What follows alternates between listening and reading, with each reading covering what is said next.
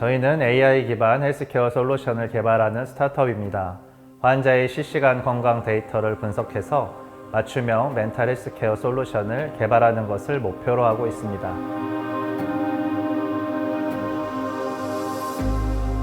정말 열심히 준비했는데 시작부터 문제가 발생했습니다. 한 병원과 협력해서 클리니컬 트라이얼을 진행하려고 했는데 법적인 문제로 인해서 프로젝트가 중단된 적이 있었습니다. 의료 데이터 활용에 대한 규제로 데이터 수집과 분석이 제한되었기 때문입니다.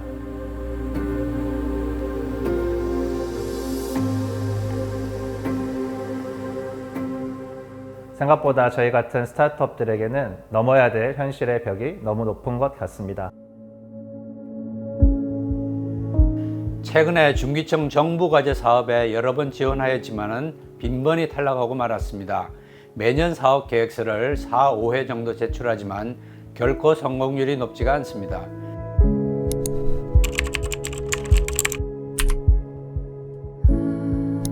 제일 중요한 것은 무슨 아이템으로 작성해야 할지가 막막합니다. 정부 기술 개발 과제를 제출하기는 매우 어렵습니다. 사업 계획서를 작성해주는 컨설팅 업체도 알아보았지만 그 비용마저도 만만치 않습니다. 중소기업이 기술 개발만 하면 사업이 어렵습니다. 매출도 중요하며 직원들 급여도 나가야 합니다. 마지막으로 정부에서 중소기업을 지원하는 벤처기업 인증 지원과 조달청 판매 확보 지원을 위해서 기술 및 품질 인증 제도의 간소화가 있었으면 합니다.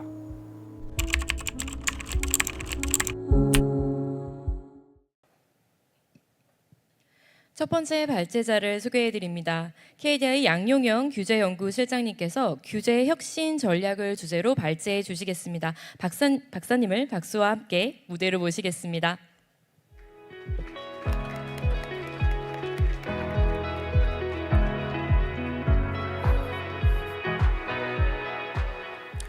예, 안녕하세요. 저는 규제혁신 전략 발표를 맡은 KDI 규제연구실장 양용현입니다. 목차는 다음과 같습니다. 생산성을 저하시키는 규제는 무엇일까요? 정부 정책 중에는 좋은 정책도 있고 그렇지 않은 정책도 있습니다. 규제도 마찬가지로 좋은 규제와 그렇지 않은 규제가 있습니다.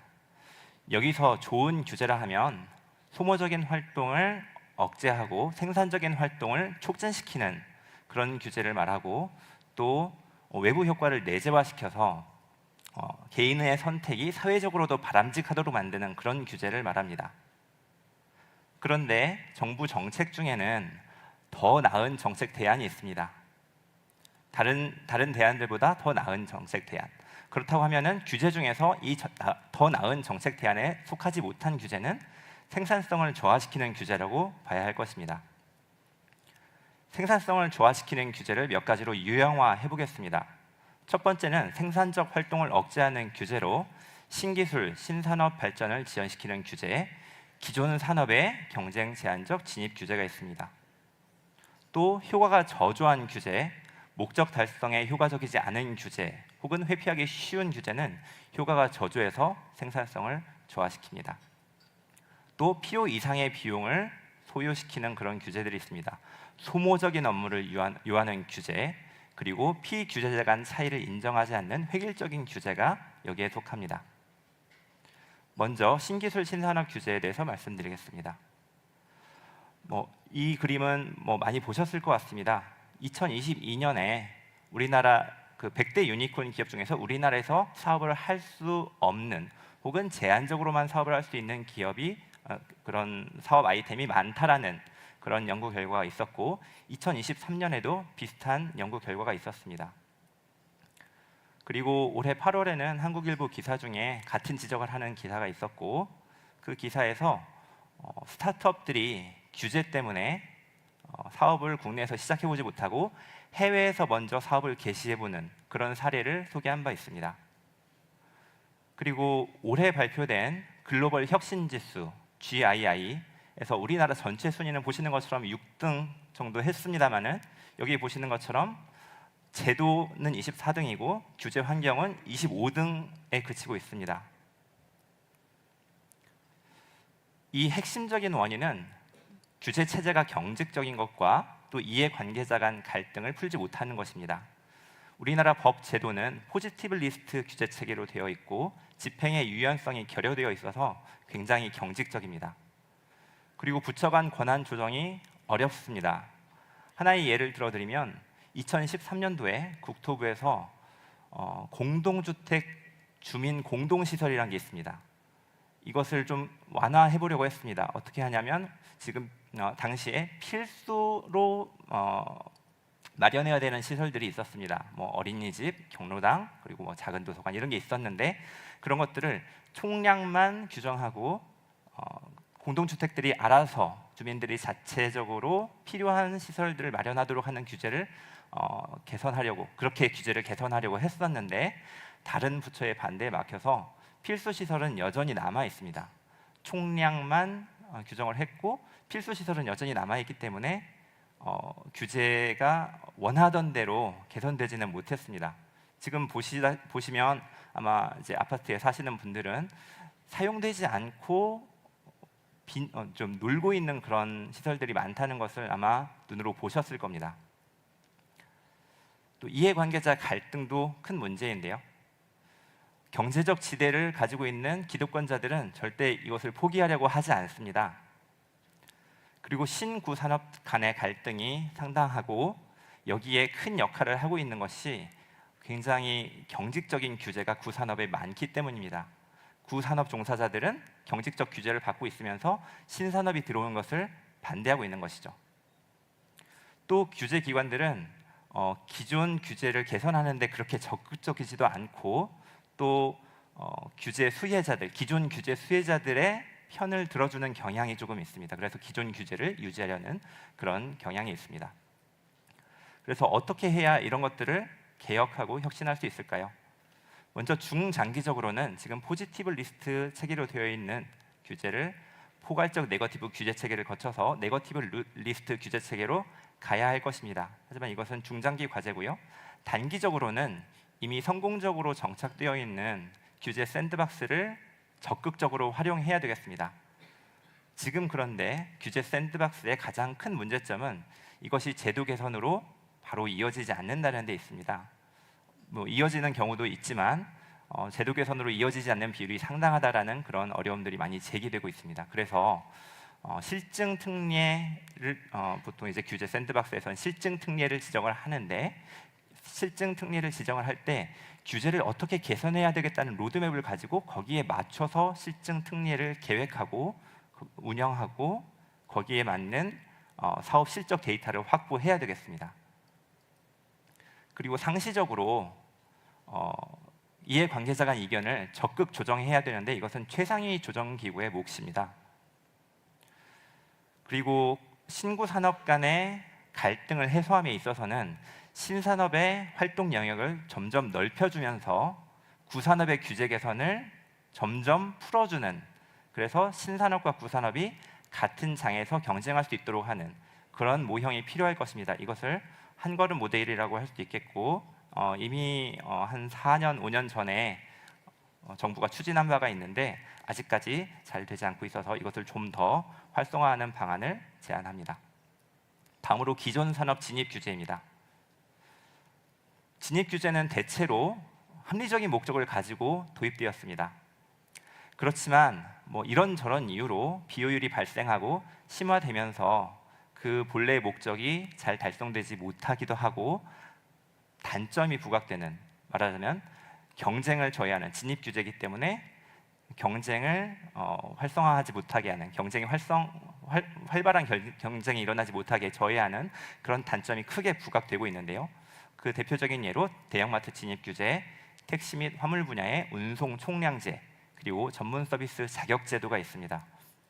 전문 서비스 자격 제도에 대해서는 아까 남창우 부원장님께서도 잠깐 말씀해 주셨지만 OECD에서 매년 OECD에서 발표하고 있는 상품 시장 규제 지수, 작년에 발표한 바가 있는데 이 전문 서비스 분야를 살펴봤더니 우리나라가 주요 6개국 평균이나 OECD 평균보다 더 규제적인 그런 분야가 많았습니다. 그렇다면 해결 방안은 무엇인가? 해결 방안은 아주 간단하지만 실행에 옮기기는 어려운 그런 해결 방안이 있습니다. 바로 원점에서부터 다시 검토하는 것입니다. 도입 목적과 어떻게 달라졌는지, 도입 목적이 여전히 유효한지 보는 것이고, 그 다음에 바람직한 다른 규제 대안이 있는지 찾아보고, 심지어는 규제 자체의 필요성이 있는지까지 검토하는 것입니다. 전문 서비스 면허 제도를 예로 들어서 설명을 드리겠습니다. 전문 서비스 면허 제도는 대체로라기보다는 많은 경우에 합격 정원을 통제하는 시험 제도가 결부되어 있습니다. 그럼 시험 제도가 과연 어떤 식으로 이 규제 목적을 달성하는지를 보기 위해서 그걸 먼저 보는 것이 필요하겠죠. 소비자가 서비스 제공을 받기 위해서 어떤 가격을 지불하려고 할 텐데, 서비스 제공자의 전문성을 모르는 경우에는 어떤 가격을 지불해야 될까요? 만약 전문성을 보유하고 있는 서비스 제공자와 그렇지 않은 서비스 제공자를 구별할 수 있다면, 전문성을 보유하고 있는 서비스 제공자에게는 더 높은 적절한 가격을, 전문성이 부족한 서비스 제공자에게는 낮은 가격을 지불하면 되는데, 이걸 알 수 없을 경우에는 높은 가격을 지불해서 손해를 보기 싫으니까 소비자들이 낮은 가격을 지불하게 되겠죠.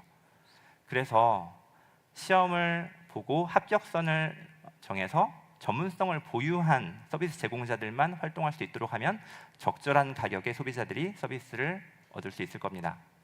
그런데 만약 합격선을 인위적으로 높였다라고 한다면 전문성을 보유한 무자격자들이 생기게 되는 것이고, 전문성을 보유한 자격자들에게는 더 높은 가격을 지불해야 되는 문제가 생깁니다. 여기서 해결 방안은 당연히 합격선을 낮추고 모든 전문성을 보유한 서비스 제공자들이 다 서비스를 제공할 수 있도록 하는 것이고, 그렇게 되면 소비자들이 적절한 가격을 내고 양질의 서비스를 얻을 수 있게 될 겁니다. 여기서 또 한 가지 고려해야 될 점은 이런 전문성을 보유하는 데 있어서 교육이 필요하거나 아니면 실습이 필요한 경우에는 그에 맞춰서 같이 방안을 만들어야 될 것입니다. 다음으로 소모적인 규제입니다. 소모적인 규제의 문제점은 무엇인가 하면, 규제의 효과, 비용, 편익을 고려하지 않고 규제를 도입하는 데 있습니다. 그렇게 하면서 사회적인 문제를 해결해야 된다는 그런 당위성만 부각되고, 효과가 낮은 소모적인 규제가 과도하게 도입된다는 데 있습니다. 그런 소모적인 규제의 예는 경직적인 절차와 규정입니다. 사실 이것이 어찌 보면 우리 사회의 생산성을 더 크게 제약하고 있는지도 모릅니다. 생산적인 활동을 해야 될 시간에 소모적인 다른 활동을 하느라고, 그것들이 목적으로는 좀 더 나은 대안을 찾도록 하는, 그 생산 활동을 함에 있어서 더 나은 대안을 찾고 더 나은 생산 활동을 하도록 하는 그런 것이 원래 목적인데, 그 소모적인 활동이 굉장히 발목을 잡으면서 별로 생산성은 증진되지 못하고 소모적인 활동에 시간을 허비하는 그런 규제들이 있습니다. 대외 활동을 신고해야 되는 이유는 다 알지만 거기에 목매여서 시간을 쏟는다든지, 뒤에서 볼 법정 의무 교육 혹은 법정 인증제, 이런 것들이 그 예가 되겠습니다. 이 소모적인 규제를 개선하는 데에는 규제 영향 분석이나 사후 규제 영향 평가를 활용하는 것도 필요하겠지만, 규제 효과를 기준으로 일괄 정비를 하거나 규제 유형별 총량제를 실시하는 것도 좋은 해결 방안이 되겠습니다. 경우에 따라서는. 그래서 법정 의무 교육을 일괄 정비의 예로 말씀드려 보겠습니다. 우리나라에는 625개의 법정 의무 교육이 있다고 행정연구원이 올해 연구를 진행한 바 있습니다. 이 법정 의무 교육은 기업과 소상공인의 업무 및 비용을 증가시키는 그런 소모적인 규제입니다. 법정 의무 교육의 효과와 능률도 별로 좋지가 않습니다. 예컨대 개인정보 보호 교육은 매년 시행되고 있는데, 최근 3년간 개인정보 유출 건수는 12배로 증가했다고 합니다. 다른 영향이 작용을 했을 수도 있지만, 아무리 그래도 12배나 증가했다는 것은 효과가 없다는 것을 방증하는 하나의 지표겠죠. 그리고 유사한 내용이 많아서 능률도 저조합니다. 그래서 어떻게 일괄 정비를 할 수 있겠느냐 하면, 내용이 유사한 교육 간 통폐합을 하고, 그리고 피규제자한테 설문을 해서 어떤 교육이 효과가 낮은지 제시하도록 한 다음에 그 교육을 폐지하거나 아니면 교육 주기를 늘리거나 교육 시간을 줄이는 그런 방안, 더 근본적으로는 교육 시간을 얼마 이상으로 해야 된다는 규정을 교육 결과 중심으로 바꿔서 교육의 효과성을 높이는, 그래서 예컨대 시험을 먼저 봐서 시험이 점수가 부족한 사람한테는 교육 시간을 더 길게 하고 시험 점수가 높은 사람한테는 짧게 교육을 받도록 하는 그런 방안도 있을 수 있고, 여러 가지 더 좋은 방법을 생각해 볼 수 있겠습니다. 법정 인증을 말씀드리면 법정 인증 수는 지속적으로 증가해서 올해는 257개에 달합니다.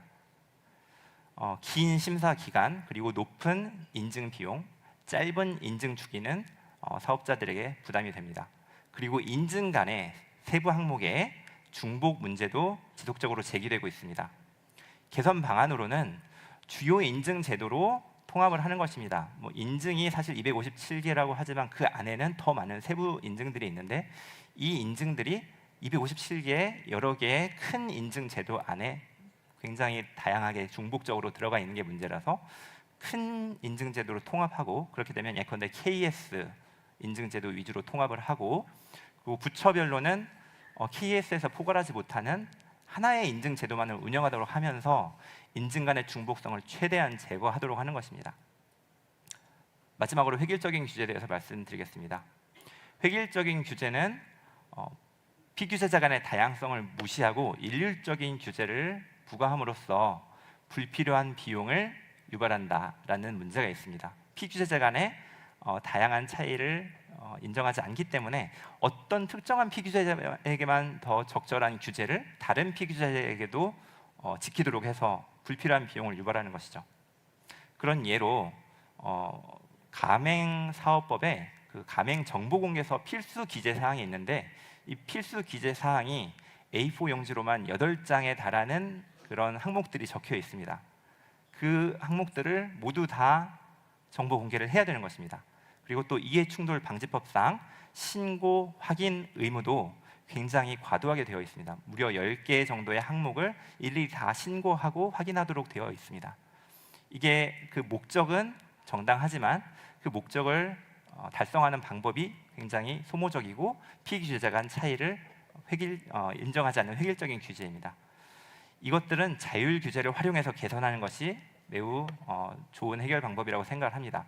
자율 규제는 설계 및 집행 비용을 감소시키고 또 불필요한 비효율을 감소시키는 그런 장점이 있고, 또 설계 비용이 낮기 때문에 상황 변화에 신속하고 유연하게 대응할 수 있는 장점이 있습니다. 또 피규제의 전문성을 활용해서 더 좋은 규제 대안을 찾을 수 있고, 자발성을 활용해서 더 효과적으로 규제를 집행하고 유도할 수 있습니다.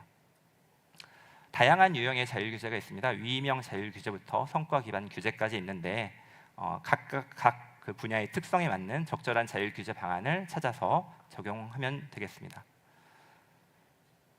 지금 이제 외형상 자율규제로 운영되고 있는 것들이 좀 있는데 이런 것들을 실질적 자율규제로 개선할 필요가 있는데, 예컨대 온라인 플랫폼 분야에서는 지금 공동규제 형식이다, 그냥 위임형도 아니죠, 자율규제에 맡겨놨다라는 얘기가 있지만 사실 그것보다는 성과 기반 규제 그리고 원칙 기반 규제를 활용해서 조금 더 자율성을 주되 성과 목표를 분명하게 하는 그런 방식이 필요하겠습니다.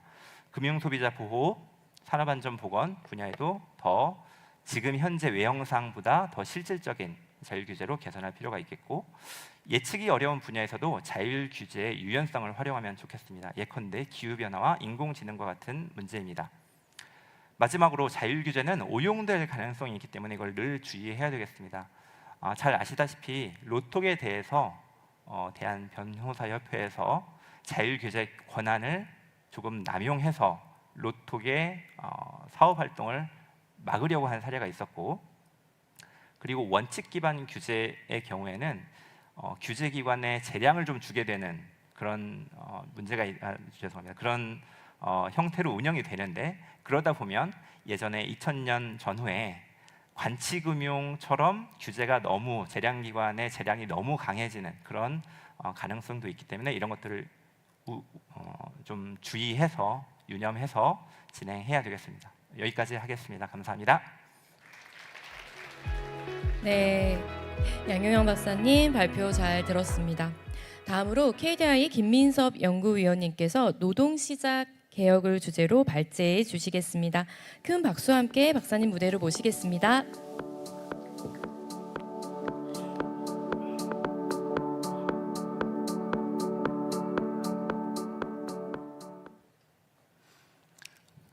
안녕하세요. 저는 KDI 김민섭이라고 합니다. 오늘 발표에서 저는 저희 KDI의 한요셉 그리고 정수환 박사님과 함께 작업한 생산성을 제고하기 위한 노동시장 개혁 방향에 대해서 말씀드리고자 합니다. 오늘 발표의 목차가 되겠습니다. 본격적인 발표 내용을 말씀드리기에 앞서서 생산성을 제고할 수 있는 노동시장을 만들기 위해서는 유연성과 안정성 이 두 가지가 중요하다는 점을 먼저 강조드리고자 합니다. 먼저 유연성입니다. 어떤 생산 활동에 있어서 생산 요소를 탄력적으로 그리고 적시에 적정량을 투입할 수 있는 환경을 만드는 것은 생산성 제고에 있어서 핵심적인 필요 조건이 되겠습니다. 지금 말씀드리고자 하는 노동시장 구조의 맥락에서는 고용과 근로시간을 유연하게 조정함으로써 노동 투입량을 유연히 조정한다라는 말씀을 드리려고 합니다. 특히 최근에 빨라지고 있는 산업 재편과 인구 구조 변화는 이러한 노동시장 유연성의 중요성이 점점 더 부각되고 있는 환경을 만들고 있습니다. 인구 구조 고령화와 디지털 탈탄소 전환 등으로 인해서 산업 부문 간 노동 수요가 크게 변화할 것으로 예상이 되고 있고, 이에 효율적으로 대응하기 위해서는 직업 간 그리고 산업 간의 인력 이동이 유연하고 활발하게 이루어져야 합니다. 또한 인구 감소 시대에 노동력 부족이 예상되기 때문에 주어진 인력과 근로시간을 효율적으로 활용할 수 있는 그런 구조를 만드는 것이 필요하다고 하겠습니다. 한편 여기서 노동이라고 하는 것은 사실 사람이기 때문에 어떤 유연화 과정에서 일시적으로 겪게 되는 실직이라든지 이직 과정에서 근로자가 경제적인 위험을 느껴서는 안 되겠습니다. 그러한 위험을 최대한 예방하기 위해서 고용 안전망의 확대 등을 통해서 좀 유연한 근로시장 환경에서도 근로자들이 좀 적응하기 쉽도록 만들어줄 수 있는 안전망 확보도 필요하겠습니다. 그래서 이러한 유연성과 안정성의 조화가 우리 노동시장 변화에 있어서 앞으로 나아가야 할 방향이라고 저희는 생각합니다.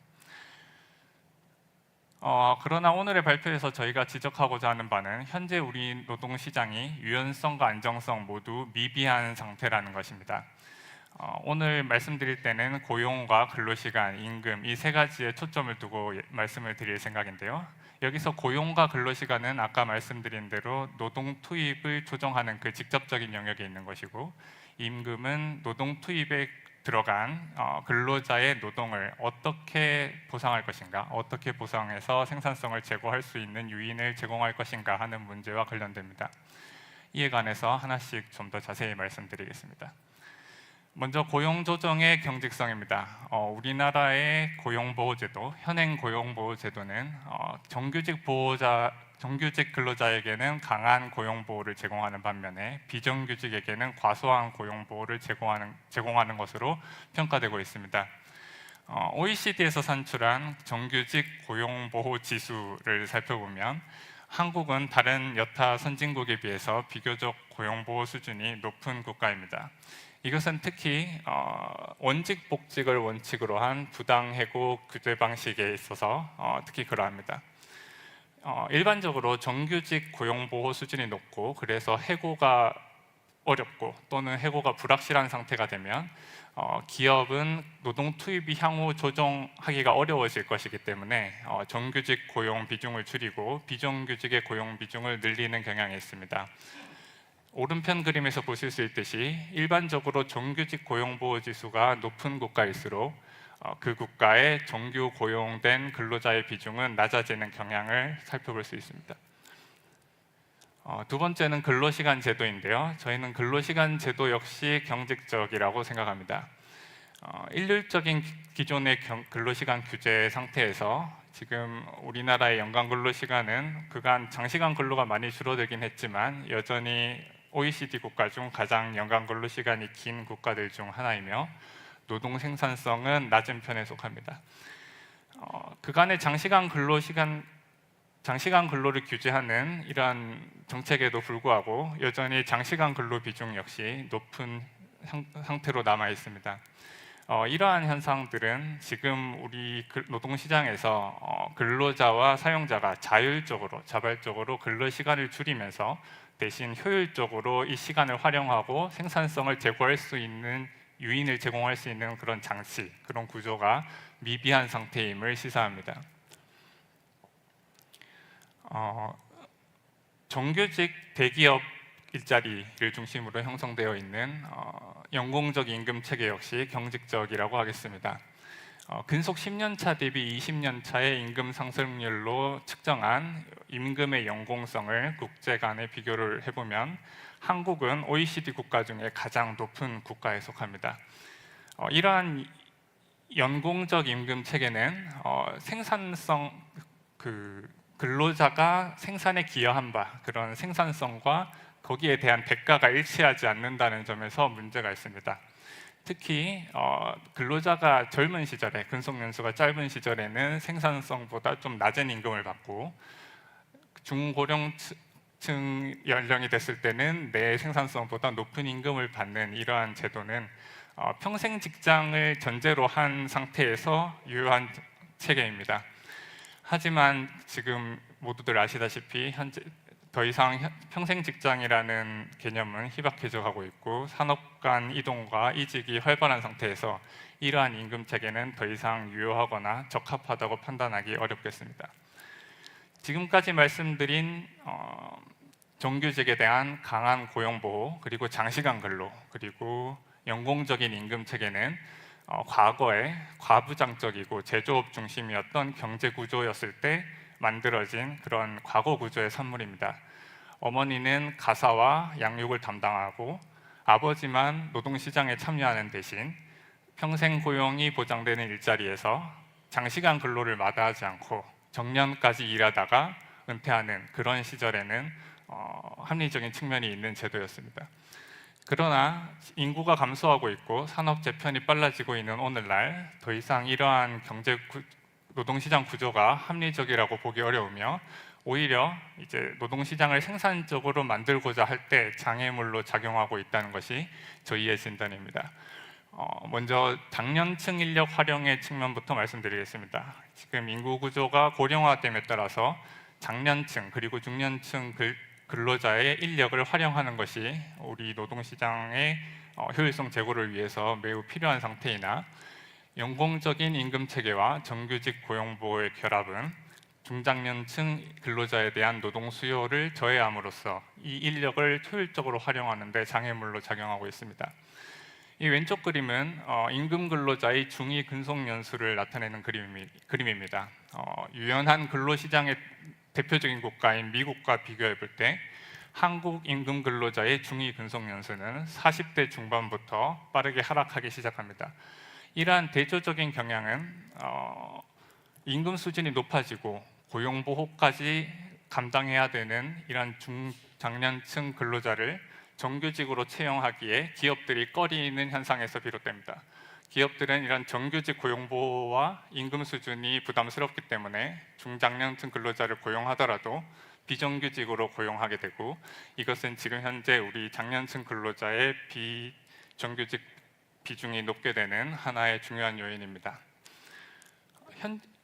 요즘에 그 중장년층 근로자들이 과거와는 달리 근로의욕도 있으면서 그간 쌓은 인적 자본이 매우 높은 수준이라는 것을 생각하면 이 인력을 그동안 그들이 쌓았던 직무 적성에 맞는 혹 그들의 특기를 살릴 수 있는 그러한 일자리에 매칭하는 것이 매우 중요하고 그러나 이러한 경직적인 노동시장 구조 하에서는 그러한 효율적인 활용이 어렵기 때문에 이런 노동시장 구조를 개선함으로써 장년층 인력을 효율적으로 활용하는 방안을 고민할 필요가 있습니다. 경직적인 노동시장 구조는 여성층 인력의 활용을 하는데도 장애물로 작용합니다. 장시간 근로가 강제되고 양질의 일자리를 찾기가 어려운 경직적인 노동시장 구조 하에서는 자녀를 낳았을 때 유자녀 근로자가 양육 부담을 감당하고자 할 때 노동시장에서 전일제로 근로하고 내 아이를 누군가에게 저녁 시간까지 맡기거나 아니면 노동시장에서 그냥 이탈해서 양육에 전담하거나 하는 이분법적인 상황에 봉착하게 만듭니다. 왼쪽 그림이 보여주는 것은 결혼 전후 시점에 여성 임금 근로자의 주당 근로 시간입니다. 여기서 보실 수 있듯이 자녀가 있는 여성 근로자는 자녀가 없는 근로자와 마찬가지로 주 40시간 이상 일해야 되는 현실을 보여주고 있습니다. 장시간 근로뿐만 아니라 노동시장이 경직적이기까지 하니까 한 번 경력 단절을 경험한 여성들은 그간의 청년기에 쌓았던 인적 자본을 활용하지 못하고 그러한 양질의 일자리를 찾지 못하고 계속해서 비정규직 일자리라든지 본인의 인적 자본을 활용하기 어려운 그런 비효율적인 매칭을 가진 일자리에서 일해야 되는 현실을 보여주고 있습니다. 따라서 이러한 경직적인 노동시장을 개선하면서 좀 노동시장을 유연화시키면서도 근로자들에게 안정성, 경제적인 안정성을 제공하기 위해서 저희 연구진은 앞서 말씀드린 고용보호, 임금체계 그리고 근로시간 측면에서 어떤 패키지 개혁을 고려할 것을 제안하는 바입니다. 먼저 고용보호 개선 방향입니다. 지금 현재 저희의 진단은 정규직에 대한 고용보호 수준은 지금 지나치게 높고 비정규직에 대한 고용보호 수준은 지나치게 낮은 상태이므로 정규직에 대해서는 개별 해고 과정의 어떤 예측 가능성을 확보할 수 있는 방안을 마련함으로써 고용보호 수준을 좀 낮추고 대신 비정규직 근로자들에게는 고용보호를 강화하는 방안을 통해서 이러한 이중구조를 완화하는 방향으로 나아가야 할 것이라고 생각합니다. 비정규직 근로자의 고용보호를 강화하는 방안으로는 어떤 근속연수에 따라서 계약 종료 수당을 부과하는 방식을 고민해 볼 수 있을 것 같습니다. 또한 시장 전반에서 어떤 경제적인 안정성을 제고하기 위해서는 고용보험의 가입 범위와 보장성을 동시에 확대시키는 이러한 안정성 강화 정책이 함께 동반되어야겠습니다. 근로시간의 측면에서는 원칙적으로 근로자와 사용자가 자발적인 합의를 통해서 그들의 근로시간을 효율적으로 활용할 수 있는 환경을 만들어 주어야 합니다. 현재 일률적인 근로시간 규제 하에서는 이러한 선택권이 많이 제약되어 있으므로 근로자가 자발적으로 합의할 수 있는 사안이라면 개별 기업 단위에서 사업자와 사용자와 근로자가 함께 자발적인 합의를 모색할 수 있는 어떤 구조나 환경, 법적인 지원이 필요하겠습니다. 특히 그간 유연근로와 관련돼서 사용자 측면에서 연장근로 또는 유연근로 관리단위의 확대를 많이 논의가 되었는데 이러한 논의와 더불어서 근로자의 근로시간 선택권, 근로자가 내가 어디서 언제 얼마나 오래 일할 수 있는지 선택할 수 있는 권리 또한 부여함으로써 사용자와 근로자 간의 합의 가능한 여지를 모색할 수 있도록 만들어줄 필요가 있겠습니다. 한편 근로시간 유연화와 함께 근로시간을 효율적으로 활용할 수 있는 요인을 제공하기 위해서는 생산성에 기반한 임금 체계를 함께 제시하는 것도 중요합니다. 임금 체계가 생산성에 기반할 때, 성과에 기반하게 될 때 근로자는 자발적으로 근로시간을 효율적으로 활용하고자 하는 요인이 생기게 되고 사용자 입장에서는 노무 관리의 부담이 경감됩니다. 성과만 관찰하면 되기 때문입니다. 그리고 임금 체계와 관련해서는 정부가 직접적으로 개입할 여지가 큰 공공 부문에 있어서는 생산성을 평가한 성과에 기반한 임금 체계 개편의 어떤 모범 사례를 제시할 필요가 있고 정부가 직접적으로 개입할 여지가 적은 민간 부분에 있어서는 민간이 자발적으로 임금 체계를 개편할 수 있도록 그것을 촉진할 수 있는 제도적인 여건을 마련하는 것이 시급하겠습니다. 또한 소규모 사업체의 경우에는 아직 숙련의 평가라든지 보상 체계 이러한 좀 정형적인 임금 체계가 갖춰지지 않은 경우가 지금 많기 때문에 그러한 체계를 마련하는 지원이 함께 필요할 것 같습니다. 지금까지 말씀드린 고용보호, 근로시간 유연화 그리고 임금 체계 개편은 이게 서로 매우 밀접하게 연관된 주제입니다. 따라서 어떤 개혁을 추진할 때도 서로 발맞춰 갈 수 있도록 어떤 유기적인 패키지 형태로서 논의가 될 필요가 있겠습니다. 이러한 패키지 형태의 개혁은 노사 간 합의의 여지를 모색한다는 측면에서도 필요한 부분이라고 생각합니다. 지난 98년이나 2009년에 있었던 노사정 대타협의 여기서 합의가 도출될 수 있었던 요인이 무엇이었을지 생각을 해본다면, 물론 그 당시에 경제 위기 상황이 가장 중요한 어떤 원동력일 수 있겠지만, 당시 협상의 테이블 위에 고용과 근로시간 그리고 임금 체계가 모두 올라가 있었기 때문에 이것을 유기적으로 연결해서 서로가 합의 가능한 선택지를 많이 만들 수 있었던 그런 상황이었던 것도 중요한 요인이었다고 생각합니다. 한편 이러한 새로운 합의를 만들어가는 과정에서 어떤 그 중간 단계에 있어서는 특정 시점 이후에 새로운 고용계약부터 새로운 보호 수준을 적용하는 어떤 점진적인 개혁 방식을 고려할 수 있겠습니다. 이러한 점진적인 방식은 사회적 합의의 가능성을 제고하는 측면에서도 이로울 것이라고 생각되며, 지난 2015년 이탈리아의 개혁 사례도 있기 때문에 이러한 사례를 참고하여 우리나라의 실정에 맞는, 현실에 맞는 개혁 방안을 모색하는 데 좋은 참고가 될 것이라고 생각합니다. 네, 이상 저의 발표를 마치도록 하겠습니다. 감사합니다. 네, 김민섭 박사님 발표 감사합니다. 그럼 이제 세 번째 발표를 들어보겠습니다. 한국노동연구원 이장원 선임연구위원님께서 노사관계 선진화를 주제로 발제해 주시겠습니다. 큰 박수 부탁드립니다.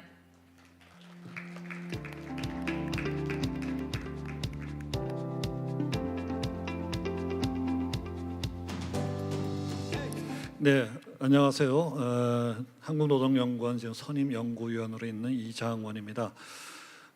방금 우리 김민섭 박사님 또 KDI 연구팀에서 우리 노동시장 개혁, 전체적인 노동개혁 방향과 이유, 왜 이게 필요한지 잘 설명을 해주신 것 같아요. 그래서 아마 이제 제가 발표하는 거는 좀 그걸 좀 보완하는 입장에서 우리 이제 노사관계라는 거는 그 자체의 역사와 어떤 제도적인 그런 특징이 있고, 또 내부자들 간의 사회 어떤 그런 행위자들 간의 그런 아까 사회적 자본이 낮다 그런 말씀도 했는데, 그런 이제 행위자의 어떤 특성까지 반영된 그런 이제 변수들이 노사관계에 있어서 많이 작동하기 때문에 KDI에서 이제 깔끔하게 자료로서 많은 설명을 해주신 거에 이제 보태서 제가 좀 말씀을 드리겠습니다.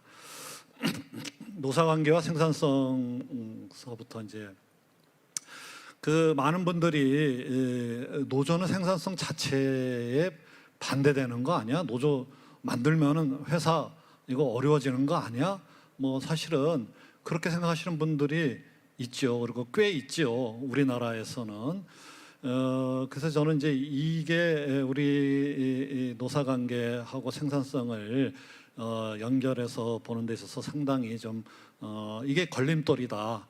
그래서 연구물 통해서도 이제 나온 결과도 그렇고, 또 우리가 상식적으로 봤을 때도 노조 자체만 가지고서 이게 생산성에 보탬이 된다 또는 역행한다 이렇게 파악하기는 어렵다. 그래서 이론적으로도 그렇고 경험적으로도 그렇고 대부분은 노조가 있더라도 노사관계가 협력적으로 구축만 될 수 있다면은 생산성에 기여할 수 있다. 왜?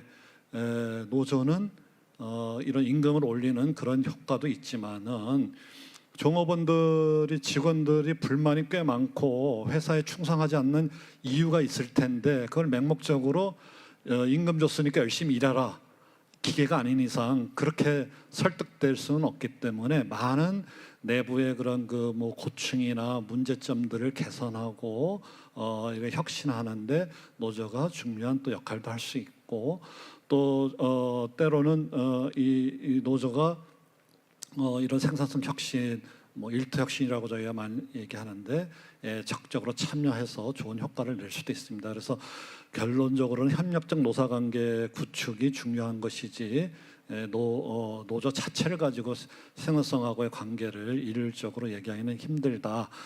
다만 이제 노조가 없는 경우가 많죠. 특히 우리나라 같은 경우에는 중소기업 또 영세기업은 지금 노조가 거의 없다고 지금 봐야 되는데, 이런 경우에는 그러면 어떻게 접근해야 되냐? 학문적으로나 뭐 정책적으로 노조가 없더라도 우리가 노사관계 얘기를 합니다. 왜? 종업원들이 있고 종업원을 대표할 수 있는 그런 조직도 있고 또 조직이 공식적으로 없다 하더라도 실질적으로 종업원들 의사를 묻지 않고서 회사 경영을 일방적으로 해 나가기는 굉장히 어렵기 때문에 그래서 우리가 이제 개별적 노사관계라는 표현도 씁니다. 그래서 꼭 노조가 있어야지만 노사관계가 성립되는 건 아니다.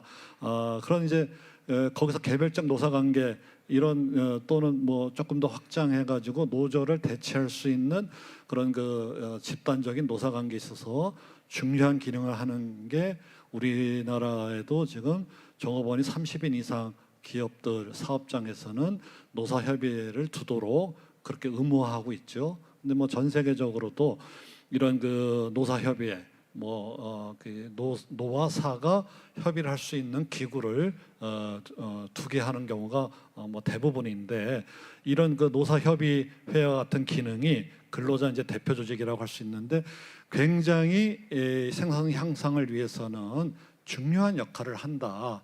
근데 이제 이게 이제 이론적으로는 그렇지만 나중에 우리나라 이제 말씀을 드리겠지만은 이 노조가 없는 경우에 이 노사협의회 근로자 대표 조직을 잘 활용해야 되는데 우리는 지금 제도적으로도 맹점이 있고 또 실질적인 운영하는 데 있어서도 지금 문제점이 많아서 이 부분을 좀 고쳐야지만 된다 이런 이제 말씀을 드리겠습니다.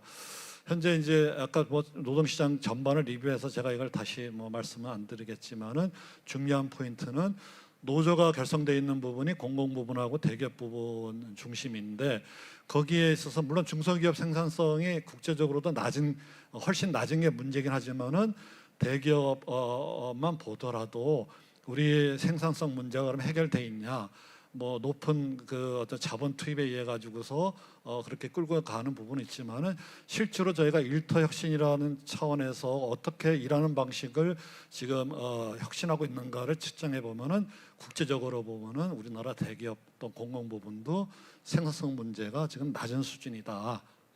그렇게 말씀을 드릴 수 있겠습니다. 그 협력적 노사관계를 위해 가지고서 이제 어떻게 해야 되냐? 결국은 저는 이 대기업 공공 부분과 중소기업 부분을 좀 나눠서 볼 필요가 있다 이렇게 생각을 하는데요.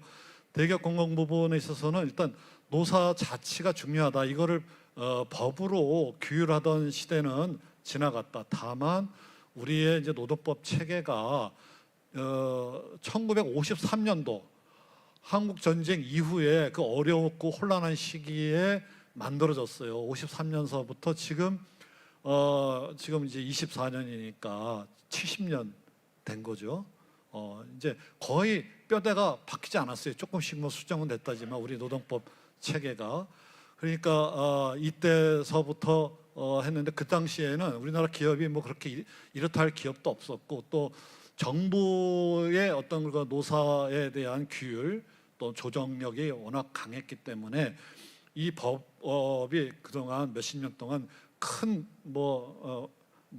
파란 없이 큰 변화 없이 이렇게 지탱되어 왔는데 최근에 결국은 이제 세계화되고 또 대기업들도 이제 커지고 또 정부의 어떤 조정 능력이라는 것도 이 노사에 대해서는 한계가 이제 드러나면서 노사 자치가 굉장히 이제 스스로 해결해 가는 거죠. 협력적으로 이게 이제 중요한데 그러기 위해서는 불법적인 거에 대해서 또는 부당한 거에 대해서는 분명하게 이제 규제 내지는 정부가 조정을 해야 될 것이고요. 또 이 원하청 관계, 그러니까 이제 대기업 중심의 우리 그 노조가 되어 있기 때문에 그 하청 쪽으로 외주화를 많이 시켜 가지고 지금 IMF 이후에 20년 동안 외주화가 지금 많이 진전이 됐는데 이 원하청 관계를 같이 감안한 그런 그 상생적인 노사 관계를 어떻게 구현할 것인가 그 방법론은 뭐 조금 이따 제가 또 말씀드리겠지만 이 부분 그다음에 내부 노동 시장의 유연성 확대 계속 특히 2000년 이후에 우리가 위기 극복하면서 경제 위기 극복하면서 나타난 거는 성장이 잘 됐기 때문에 그 내부자들에게는 높은 임금과 고용 안정성을 계속 주면서 그렇게 이제 어떻게 보면은 협력이 아닌 어떤 우리가 이제 흔히 말해서 뭐랄까요, 좀 공생인데 좀 담합적인 관계. 그러니까 외주화로 비용을 다 떨고 내면서 내부자들끼리는 그 이익을 공유하는 그런 방식으로 해왔는데 이게 이제 한계에 부딪혔다. 이미 세계화 과정에서 뭐 다들 아시겠지만은 부품이나 뭐 여러 가지 그런 그 하청들도 글로벌 이제 그 소싱이 되는 거고, 그래서 이제 이런 방식으로 계속 가기는 어렵고 이거를 이제 어떻게 해나가냐. 결국 내부 노동 시장에 그 힘 있는 노사가 스스로 유연화하지 않으면은 이제는 안 되는 그런 이제 한계에 봉착했고 이걸 혁신해야 된다라는 말씀을 드리고요. 그다음에 이제 중소기업 부분은 노동상권을 충실히 보장해야 되는데 실제로 뭐 노조가 없기 때문에 노동상권이 완전히 이제 보장됐다고 지금 할 수도 없는 거고, 또 근로기준법 노조가 없는 경우에는 이것도 근로기준법도 53년도에 만들어졌는데요. 이 근로기준을 제대로 적용해갖고 정부가 행정적으로 이거를 이 노동 어떤 권을 보호를 해줘야 되는데 지금 최근에 논의되고 있지만은 5인 미만 사업장에는 우리가 이제 근로기준 적용을 지금 유예하고 있어요. 워낙 영세하기 때문에 근로기준을 다 지키고 사업하라 하면은 못하지 않겠냐 해서 지금까지 유예해 왔는데 이것도 이제는 또 이렇게 언제까지 끌고 갈 수 있냐 이런 이제 또 이제 문제점을 지금 낳고 있고요. 그다음에 근로계약을 맺었는데 특히 중소기업 부분은 근로계약, 고용계약 맺은 대로 지켜지지 않고 임금체불도 많고 그다음에 뭐 지켜지지 않은 뭐 많은 그런 그 고용계약상의 내용들이 지금 있기 때문에 특히 젊은이들이 청년들이 아예 중소기업을 외면하는, 단지 뭐 대기업 가면 좋다라는 걸 떠나서 중소기업 들어가 봤더니 힘들어서 난 못하겠다, 약속한 대로 안 해준다, 계약 위반이 너무 많다, 뭐 이게 지금 이 청년들이 중소기업을 회피하는 또 중요한 또 원인이 되고 있습니다. 그래서 이 부분을 또 우리가 시정을 좀 해야 된다 이렇게 말씀을 드리겠습니다. 제가 이제 시간이 많지 않아서 뭐 이건 뭐 아까도 많이 이 김민섭 박사님 하신 거에 이제 나온 건 생략을 하고요.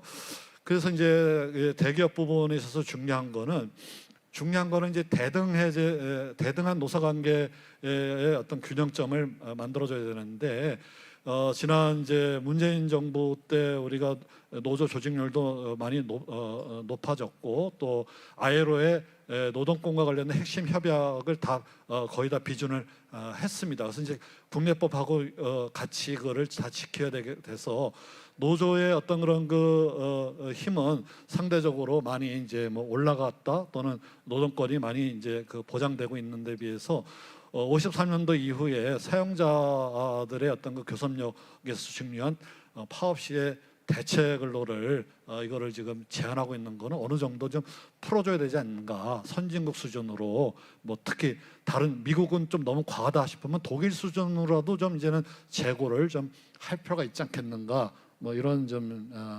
생각이고요.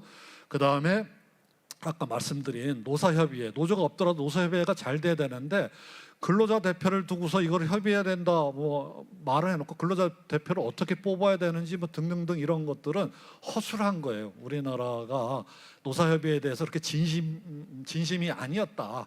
그냥 노조가 만들어지면 노조를 통해서 다 해라.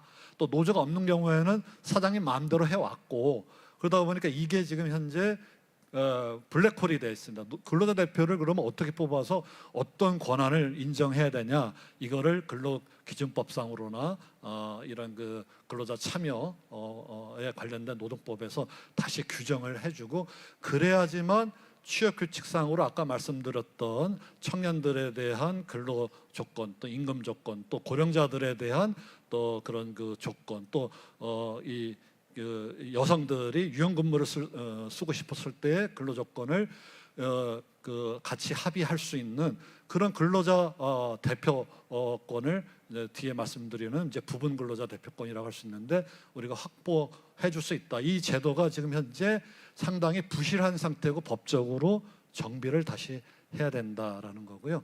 혁신 방향은 이제 제가 말씀드렸던 많은 것들을 뭐 제가 여기 다시 한번 정리를 한 겁니다. 그래서 이중 구조를 해소할 수 있는 그런 방향으로 나가야 된다라는 거고요. 대기업하고 중소기업을 구분해 가지고서 이렇게 가야 된다. 또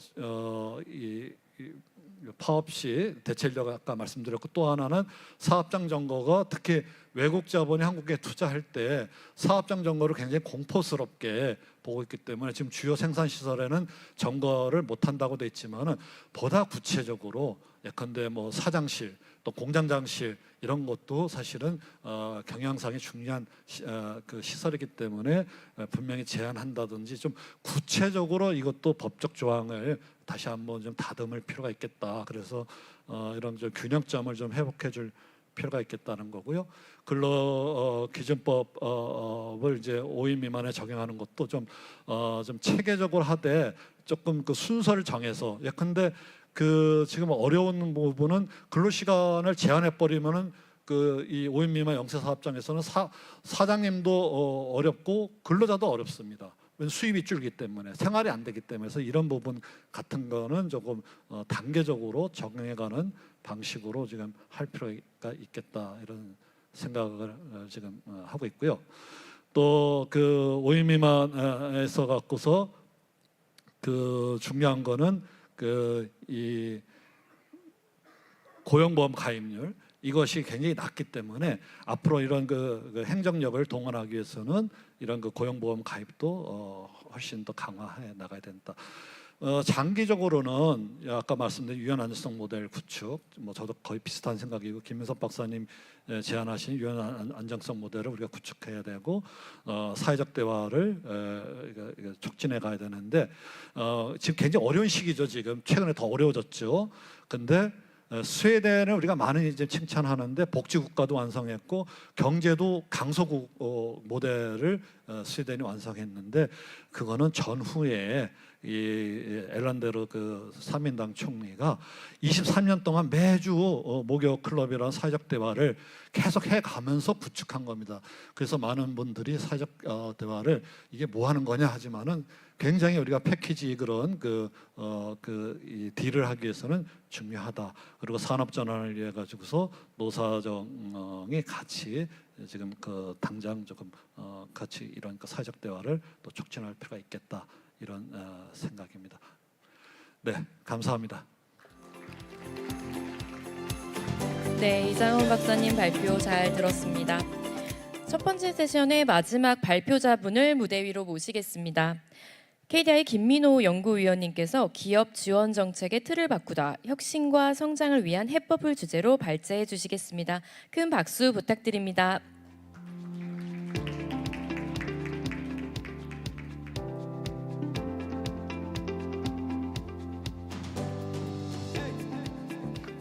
안녕하십니까. 저는 KDI 입사 10년 차, 그동안 기업 생태계와 기업 지원을 위한 어떤 정책이 정말 도움이 될까 하는 것에 대해서 진심을 담아 연구를 지속해온 연구자 김민호입니다. 그 지원 정책의 틀을 바꾸다라는 제목, 그리고 해법을 제시한다는 제목, 이게 좀 과도하게 들릴 수도 있겠지만 저는 이번 기회를 통해서 여기 오신 분들과 그리고 뭐 정책 당국자분들께 조금이라도 이런 방식이 가 닿아서 그 정책 당국자분들께서 기업을 위한 정책을 설계하실 때 참고하실 수 있으면 좋겠다는 그런 소망이 있습니다. 그리고 저는 틀을 바꿀 수 있다고 믿습니다. 왜냐하면 저는 진심을 담고 있기 때문입니다. 성장 역동성이 어떻게 하락되고 있는지를 보여드리겠습니다. 기업 활동조사는 우리나라의 일정 규모가 되는 기업들을 다 포괄하는 데이터입니다. 그 기업들이 얼만큼 우리나라에서 활동을 잘하고 있느냐 하는 것은 우리나라 기업의 성장 그리고 일자리 창출에 매우 중요한 역할을 보여주고 있다고 할 수 있겠습니다. 제가 주목하는 것은 고성장 기업의 역할입니다. 고성장 기업은 2009년도만 해도 대략 한 13%, 14%요 사이에서 활동을 해오다가 지속적으로 감소해 왔습니다. 그 고성장 기업이라는 것이 지난 3년간 매출액 성장률이 연평균 20% 정도는 되는 상당히 치고 나가는, 이렇게 점프해서 나아가는 성장 기업들입니다. 이런 기업들이 생태계에서 많이 뛰어놀아야 우리나라 기업 생태계가 건강하고 그리고 성장에도 많이 도움이 된다, 그렇게 볼 수 있겠습니다. 동시에 젊은 기업의 비중도 또한 감소하고 있습니다. 이 기업활동조사는 규모가 어느 정도 되는 기업을 대상으로 하기 때문에 해당 기업들, 그 규모로 커가는 그 젊은 기업의 비중이 줄어든다는 것은 그 규모까지 성장해가는 젊은 기업들이 전에 비해서 많이 줄어들고 있다는 것을 의미합니다. 그래서 젊은 기업이나 고성장 기업이나 우리가 비중을 보았을 때 지속적으로 이렇게 감소하고 있다는 것은 우리나라가 과연 성장 생태계가 건강한가 하는 것에 대한 의문을 갖게 합니다. 그리고 생산성 측면에서는 제조업의 대기업, 우리가 흔히 우리나라에서 잘한다 하는 기업들 이야기를 들으시면 제조업, 대기업, 요 소수 기업들이 생각나실 겁니다. 그 해당 기업들이 생산성은 좋아졌습니다. 하지만 나머지 중소기업의 생산성이 이렇게까지 올라가지 않은 결과와 특히 그리고 서비스업에서는 대기업마저도 생산성이 그렇게 올라가지 않은 결과는 기업 간의 이 대중소기업들 간의 격차가 지속적으로 벌어져 왔고 중소기업들이 특히나 생산성 면에서 크게 재고를 하지 못하고 있다는 그런 결과를 보이고 있습니다. 그럼 이 상황에서 사실은 정부는 기업이 잘 할 수 있도록 보조하고 적극적으로 생태계를 조성해주면 됩니다. 그런데 보통 지금까지 우리 경제 성장하는 과정에서 기업 지원을 한다고 하면은 어떤 특정 사업을 만들어서 기업한테 R&D 보조금을 지원하거나 어떤 특정 활동을 지원하는 보조금 사업을 만드는 식으로 그렇게 지금까지 시간이 흘러왔습니다. 그렇게 흘러온 결과 2023년에는 지금 현재 2023년 기준으로 보았을 때 규모가 34조 원에 해당하고요. 그리고 1,761개 사업에 해당하는 중소기업 지원 사업이 연간 이렇게 지원되고 있습니다. 이 그림을 보시면 이게 뭘지에 대해서 상상이 되시나요? 이 하나의 점들이 다 하나의 사업입니다. 그런데 그 사업으로 공무원분들과 그리고 기관, 여러 자원들이 다 모여서 기업을 지원한다고 1년 동안 노력을 해주십니다. 그렇게 1년 동안 운영하는 그 사업이 기업을 그럼 몇 개 지원했느냐 했을 때 한 절반에 해당하는 사업들은 60개 이하를 지원하고 있었습니다. 그러니까 1년 동안 열심히 이렇게 했을 때 그 하나의 사업당 지원하는 기업 수가 그렇게 많지 않은 데에다가 사업들이 너무 많이 이렇게 있다 보니까 제가 걱정하는 것은 소수의 기업을 선별해서 보조금을 지급하는 이런 방식이 실제 그 지원을 하기 위해 모든 그 인력과 이런 운영에 들어가는 비용 대비 실제 기업에 쥐어지는 돈은 상대적으로 적을 것이며 그리고 그 효과성이 얼만큼 우리한테 느껴지는가 하는 그런 문제 제기를 하고자 합니다. 이 지원 사업 공고의 제가 이제 중소기업을 입장에서 한번 나라가 나한테 어떤 거를 해줄 수 있을까 한번 홈페이지를 통해서 들어가 본다고 한번 가정을 해봅시다. 그러면 지업사원 공고를 이렇게 잘 마련해 놨습니다.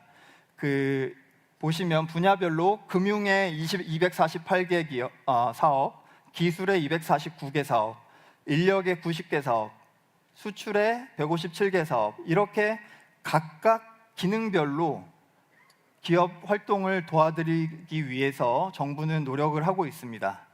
하지만 보셨듯이 같은 기능을 가진 사업도 상당히 많이 동시에 진행되고 있고요. 제가 제기하고자 하는 문제는 이 기업의 성장 과정을 생각하셨을 때 기업이 어떤 특정 하나의 수단만 필요한 것이 아닙니다. 다양한 기업의 활동이 조직 변화, 자금 조달, 그리고 경영의 혁신, 이런 것들이 다 같이 모여져서 정말 적극적으로 노력했을 때 기업이 성장할까 말까 합니다. 그랬을 때 어떤 특정 수단에 한정해서 정부가 도와준다고 하는 것이 어떤 정말 그 한 측면만을 보고 있는 것은 아닌지, 그리고 그냥 돈을 주고 마는 그런 사업의 효과가 얼만큼 나는 건지에 대해서 우리가 돌아봐야 될 시점이라고 생각을 합니다. 이건 제가 AI를 통해서 제가 스스로 그려본 건데요. 그 기업가가 이렇게 딱 서 있습니다. 근데 앞으로 내가 성장하려고 보면은 너무 많은 걸림돌들이 저한테 막 외계인들이 갑자기 나타날 수도 있고요. 뭐 기술 개발도 해야 되고 규제가 갑자기 나한테 다가오고, 그 다음에 경쟁이 증가하고 리스크가 증가를 하고요. 이런 상황에서 성장 과정에서 정부 지원 정책이 어떻게 설계되어야 이걸 효과적으로 지원할 수 있는가에 대해서 제가 지금 말씀드려 볼 테니까, 제가 지금 말씀드리는 것이 하나의 답은 아닙니다. 정답은 아닙니다. 하지만 이걸 참고해서 그 방향으로 저랑 정말 적극적으로 같이 논의하면서 방향을 설정해 가셨으면 좋겠습니다. 한 가지 방식은 어떤 거냐면, 단순 보조금 지원에서 민간이 주도하는 비스포크 수행 모델로 전환하는 것입니다. 어떤 것이냐면, 기업이 가진 그 성장에서의 걸림돌, 장애물은, 그 병목 현상은 정말 다양합니다. 그 걸려있는 그 병목 현상을 같이 정부가 붙어서 해결할 수 있는 방식으로 사업을 운영할 수 있습니다. 주요 기업을 성장시킨 경험이 있는 전문가가 일정 기간 동안 붙어서 그 기업이 가진 그 장애물을 함께 넘어갈 수 있도록 적극적으로 지원을 하는 것입니다. 이러한 지원 방식은 금전적인, 거래적인, 그냥 돈 주고 마는 잘해보세요 요거에서 내가 같이 기업가가 돼서 기업가 입장에서 같이 이걸 어떻게 해결할 수 있을까요? 하고 민간의 전문가를 정부가 직접 어떻게 도와주겠습니까? 민간의 전문성이 있으니까 그걸 활용을 해야죠. 네트워크를 적극적으로 정부는 형성을 해서 그거를 운영하는 역할을 적극적으로 하면 됩니다. 돈을 그냥 이렇게 뿌려주는 방식에서 적극적인 네트워크 형성을 통해서 실제 기업이 가진 그 문제를 해결하기 위한 어떤 전문성을 민간 시장에서 해결할 수 있도록 그렇게 연결을 하는 방식으로 지원 사업을 개편을 한다면, 기업이 실제로 내가 이거를 어려운 상황에서 이 자원이 있었구나 하는 것을 알게 되고, 왜냐하면 기업가들은 그 비즈니스를 하면서 너무 바쁘셔서 이거를 장애물을 적극적으로 이렇게 넘어가는 데 있어서 어려움에 처해 있지, 지금 비즈니스 하는 거에 있어서 그 어려움을 극복하기가 어려운 경우들이 많거든요. 그래서 정부가 뭔가를 한다면 이렇게 적극적으로 하는 것이 좋다는 것을 말씀을 드립니다. 그리고 그런 사례들이 해외에서 기업을 지원을 할 때에는 그런 식으로 네트워크를 적극적으로 형성을 하고, 그리고 실제 문제 해결은 민간에서 할 수 있도록 그렇게 하고 있습니다. 그리고 또 하나의 방식은 네트워크를 전면적으로 확장하는 방식입니다. 우리나라 수출 지원하는 사업들이 바우처 위주 사업으로 기업이 이제 또 한 1,000 몇 개 되는 그런 여러 가지 그 서비스를 자발적으로 이렇게 해가지고 거기에 대한 보조금을 또 지급받는 방식으로 운영이 되고 있는데요. 제가 제안하는 것은 관련된 그 무역보험공사, 코트라, 무역협회 등 여러 가지 기관도 있고요. 해외 기관들이 정말 적극적으로 잘 활동을 하고 계십니다.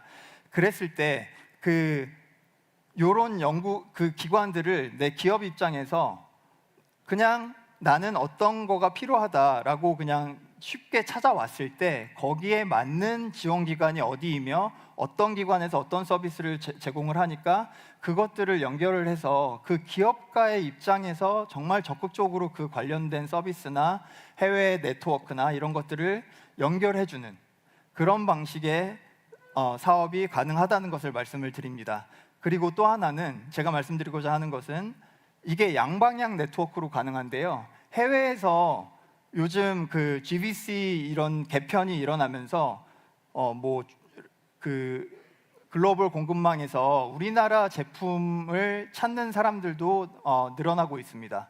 그랬을 때 해외에서 어떤 수요자가 있었을 때 우리나라가 이 제품 혹은 서비스 개발 혹은 R&D 개발을 같이 할 수 있는 어떤 해외 수요자가 있을 때 국내 기업을 매칭시켜주는 서비스를 제공할 수 있다고 생각합니다. 이런 식으로 우리가 제가 이름까지 적어봤는데요. 스케일업 아미를 구축을 해서 정말 기업이 성장하고 해외 진출할 수 있도록 그렇게 지원할 수 있는 방안이 가능하다고 생각합니다. 그리고 정책금융의 개선도 중요합니다. 현재 정책금융은 과도한 규모로 너무 정부가 이렇게 지원해주는 그런 상황에 있어서 그 정책금융 각 기관 간의 어떤 업무의 그 중복이 상당히 발생하고 있는 상황입니다. 이런 것들을 그 기재부의 컨트롤 타워 혹은 실무협의를 구성을 해서 조율할 필요가 있고요. 또 하나 그 신용보증의 한도 비율도 기업 단위에서 저희가 조절할 필요도 있겠습니다. 그리고 정책금융의 모험자본시장의 지원 강화를 할 수가 있겠는데요. 그 모험자본을 우리가 이렇게 활성화한다고 했을 때 CVC의 역할이 클 수 있습니다. 왜냐하면 CVC는 기업 입장에서 기업 생태계를 잘 알고 있는 자본이기 때문에 그 CVC 활성화를 위한 규제 완화도 고민을 해봐야 할 것입니다. 그리고 또 하나 강조하고 싶은 것은 앞으로 지금 현재 기업 활동이 상당히 어려워지고 있습니다. 그래서 기업 구조 조정의 가능성이 필요성이 되게 높아지고 있는 시점입니다. 특히 내년도에는 그 필요성이 훨씬 높아질 텐데요. 구조조정 제도의 개선하고 역할을 명확히 해서 이런 어떤 특정 기업이 위기에 처했을 때 그 위기가 경제 전체로 퍼져나가지 않을 수 있도록 저희 지금 현재 구조조정 제도가 실제로 워킹할 수 있는지에 대해서 점검과 그 기능을 강화할 필요가 있겠습니다. 그리고 제가 말씀드리고자 하는 것은 그 우리나라에서 또 기업 지원을 할 때 AI 전환, 디지털 전환도 상당히 적극적으로 지원을 하고 있습니다. 산업에 한정해서 디지털 전환을 지원을 하기도 하고요. 기업에 한정해서 기업이 어떤 특정 기술을 도입하도록 지원하는 제도도 있습니다. 이러한 사업들을 저는 산업별 디지털 전환 로드맵을 이렇게 제시를 해서 어떤 특정 제조업에만 한정하지 않고 사회 전 분야의 디지털 전환 로드맵을 제시할 수 있다고 생각합니다. 이 로드맵 제시가 필요한 이유는 우리나라에서 지금 당장 내년에 해야 할 일을 명확하게 국민들한테도 제시할 필요가 있다고 생각하기 때문입니다. 그렇게 제시가 되었을 때 지금 우리가 가진 디지털 전환, 앞으로의 전환 로드맵은 이렇게 준비가 되어 있는데 그 방향으로 가기 위해서 지금 현재 우리나라에서 올해 해야 되는 그 문제에 대해서 명확하게 진단을 하고 그걸 국민과 소통해서 그 방향으로 그걸 해결할 수 있는 어떤 문제를 해결하는 방식으로 그렇게 전략을 개발하고 산학연의 얼라이언스를 통해서 그 지속적으로 기업들이 요구하는 것들이 있거든요. 지금 AI가 이렇게 급속도로 발전을 하면서 AI 스타트업 기업들은 이것을 실현해 볼 수 있는 어떤 그런 시설들이 필요하다라는 요구가 있을 수도 있고요. 그런 요구들을 지속적으로 직접 듣고 적극적으로 해야 하는 그 선결 과제에 넣어서 문제를 해결해가는 방식으로 적극적으로 정책을 할 필요가 있다고 생각합니다. 그래서 마지막으로 그런 방식에 있어서 제가 아까 그 개편 방안을 또 구체적으로 말씀드린다고도 했었는데 이 아이디어 차원에서 제가 말씀드리는 여러 가지 아이디어들을 한번 이게 어떻게 하면 그 정부 지원이 효과적으로 될 수 있을지에 대해서 한번 들어봐 주시길 바랍니다. 저는 지금과 같이 그냥 돈을 각각 사업들로 운영을 하면서 지원 이후에 성과 평가를 해서 우리가 요거는 성과가 잘 안 나왔네 하고 이렇게 조금씩 고쳐가는 그런 방식보다는 좀 더 적극적으로 데이터 기반 중심의 그리고 성과 중심의 기업 지원 정책으로 개편되어야 된다고 생각합니다. 데이터를 활용할 수 있습니다. 그 첫걸음은 어떻게 해야 되냐면 기업 지원 정보, 아까 되게 많은 사업들이 기업 지원을 하고 있는 것을 알 수 있었잖아요. 저는 그런 정보가 대국민들에게 오픈이 되어야 사업의 투명성과 책임성이 강화된다고 생각합니다. usaspending.gov라는 것을 들어가 보시면 미국에서는 어떤 기업이 어떤 부처에 얼마를 받았는지를 지금도 찾아보실 수 있습니다. 우리나라도 이렇게 어떤 사업으로 어떤 기업한테 지원했는지를 알 수 있어야 각 사업들의 어떤 지원 이후의 성과 평가도 투명하게 가능하다고 생각합니다. 그리고 중요한 것은 이런 다양한 사업들의 그 지원들이 통합 관리돼서 효율화될 수 있는 단초를 제공할 수 있다고 생각합니다. 어떤 기업 단위에서 이 기업이 몇 개의 사업을 지원을 받았는지 그런 것들을 다 알 수가 있거든요. 아까 그 서두에서 영상에서 어떤 기업이 계획서를 여러 번 냈는데 자꾸 안 된다고 하셨잖아요. 지금 구조는 계획서를 얼만큼 잘 쓰냐에 따라서 내가 수혜를 받고 안 받고가 많이 결정되는 그런 구조라고 생각을 합니다. 그렇지 않고 제가 꿈꾸는 것은 제가 그냥 기업 정보만, 정말 간단한 정보만 넣었을 때, 그리고 내가 필요한 것을 넣었을 때 나한테 적극적으로 다가와서 나한테 그 문제를 해결해 줄 수 있는 정보와 관련 기관을 소개해 주는, 그리고 민간의 서비스를 적극적으로 연결해 주는 그런 방향으로 바뀌면 실제 기업가 분들이 도움이 크게 될 것이라고 생각합니다. 제가 이 제안에서 자신 있게 이거를 말씀드리는 이유는 다른 어떤 기업가 분들이 계신 어떤 이런 간담회를 가서 얘기를 해보면 나중에 기업가 분들이 저한테만 따로 오셔가지고 10명 전문가들 얘기한 것 중에 네가 얘기한 요게 나는 진짜 됐으면 좋겠다, 이렇게 저한테 여러 명이 이야기를 해주셨거든요. 저는 그래서 그 정부에서 이 방향으로 충분히 할 수 있고요. 이렇게 할 수 있는 이유가 뭐냐면 최근에 AI 기술 개발이 되게 급속도로 됐기 때문에 이게 가능한 일입니다. 기업 특성에 맞는 정책과 모든 정보들이 붙어서 제공될 수 있는 게 지금 현재 가능하다고 저는 믿습니다. 왜냐하면 AI 기술이 개발되었기 때문입니다. 그래서 그런 방식으로 데이터 기반 정책으로 전환을 할 수가 있고요. 그리고 마지막으로 또 말씀드릴 것은 그 정책금융과 관련된 건데요. 지금 정책금융은 기업이 정책금융을 먼저 찾아가서 신청을 하면 심사를 통해서 정부 금융을 받을지 말지를 결정하는 구조입니다.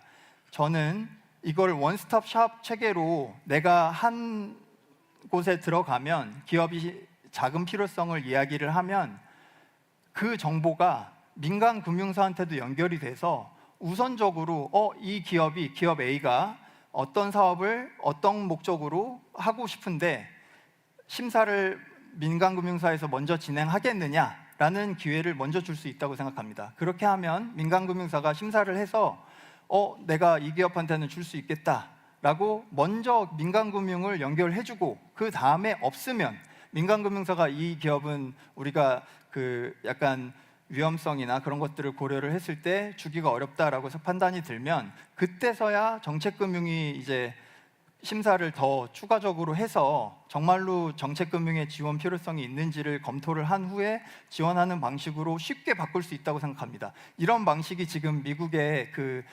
중소기업을 도와주는 그 대출 제도가 이런 방식으로 운영을 하고 있고요. 우리나라도 그런 식으로 바꿨을 때 민간금융을 우선해야 된다, 이 말로만 하지 말고 제도적으로 쉽게 잠깐만 조금만 바꾸면 민간금융이 확 들어와서 기업 대출을 먼저 심사해서 정책금융의 규모를 조금씩 줄여가는 방향으로 바꿔갈 수 있다고 생각합니다. 네, 그 여러 가지 아이디어를 말씀드렸지만 저는 그 제가 바라는 것은 꿈을 마지막으로 말씀드리고 마치도록 하겠습니다. 그 제가 갖고 있는 꿈은요, 우리나라 기업 생태계가 정말 성장 친화적으로 어떤 사람이, 어떤 기업가가 우리나라에서 기업 활동을 하고 싶다. 나는 정말 한국이 기업 성장하기에 좋은 나라야 라고 느낄 정도의 그런 강력한 성장 환경을 제공하는 우리나라가 되었으면 좋겠습니다. 감사합니다. 네, 김민호 박사님의 꿈을 담은 발표 잘 들었습니다. 저희가 각 세션마다 그 발표 후에 토론 시간이 있습니다. 토론을 위한 무대가 정리되는 동안 제가 토론을 함께 해주실 좌장과 토론자 분들을 소개해 드리겠습니다. 먼저 진행을 해주실 김용성 교수님께서는 현재 한국기술교육대 테크노인력개발전문대학원 교수로 재직 중이시고요. 이전에 KDI 부원장을 역임하셨습니다. 또한 OECD에서 시니어 팔러시 애널리스트로 일하셨고요. 그 외에도 아시아 개발은행에서 컨설턴트로 활동하셨습니다.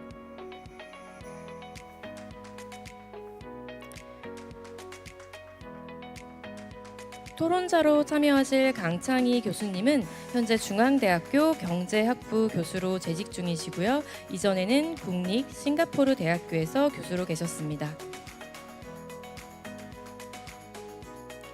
다음으로 함께하실 오지훈 교수님은 현재 명지대학교 경제학과 교수시며 전 KDI 연구위원을 지내셨습니다. 또한 국민경제자문회의 민간위원으로 역임하셨습니다.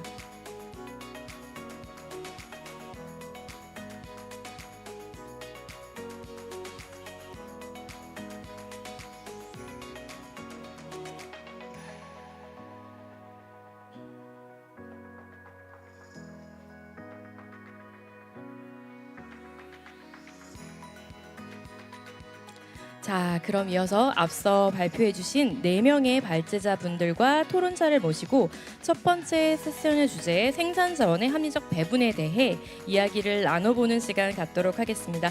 모두 무대 위로 자리해 주시길 부탁드립니다. 큰 박수로 맞아주시기 바랍니다.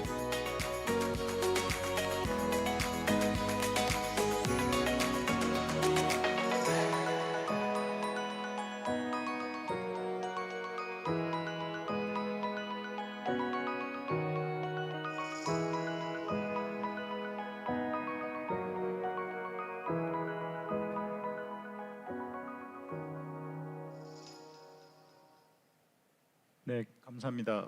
오늘 첫 번째 토론은 사회를 맡게 된 한국기술교육대학교의 김용성입니다.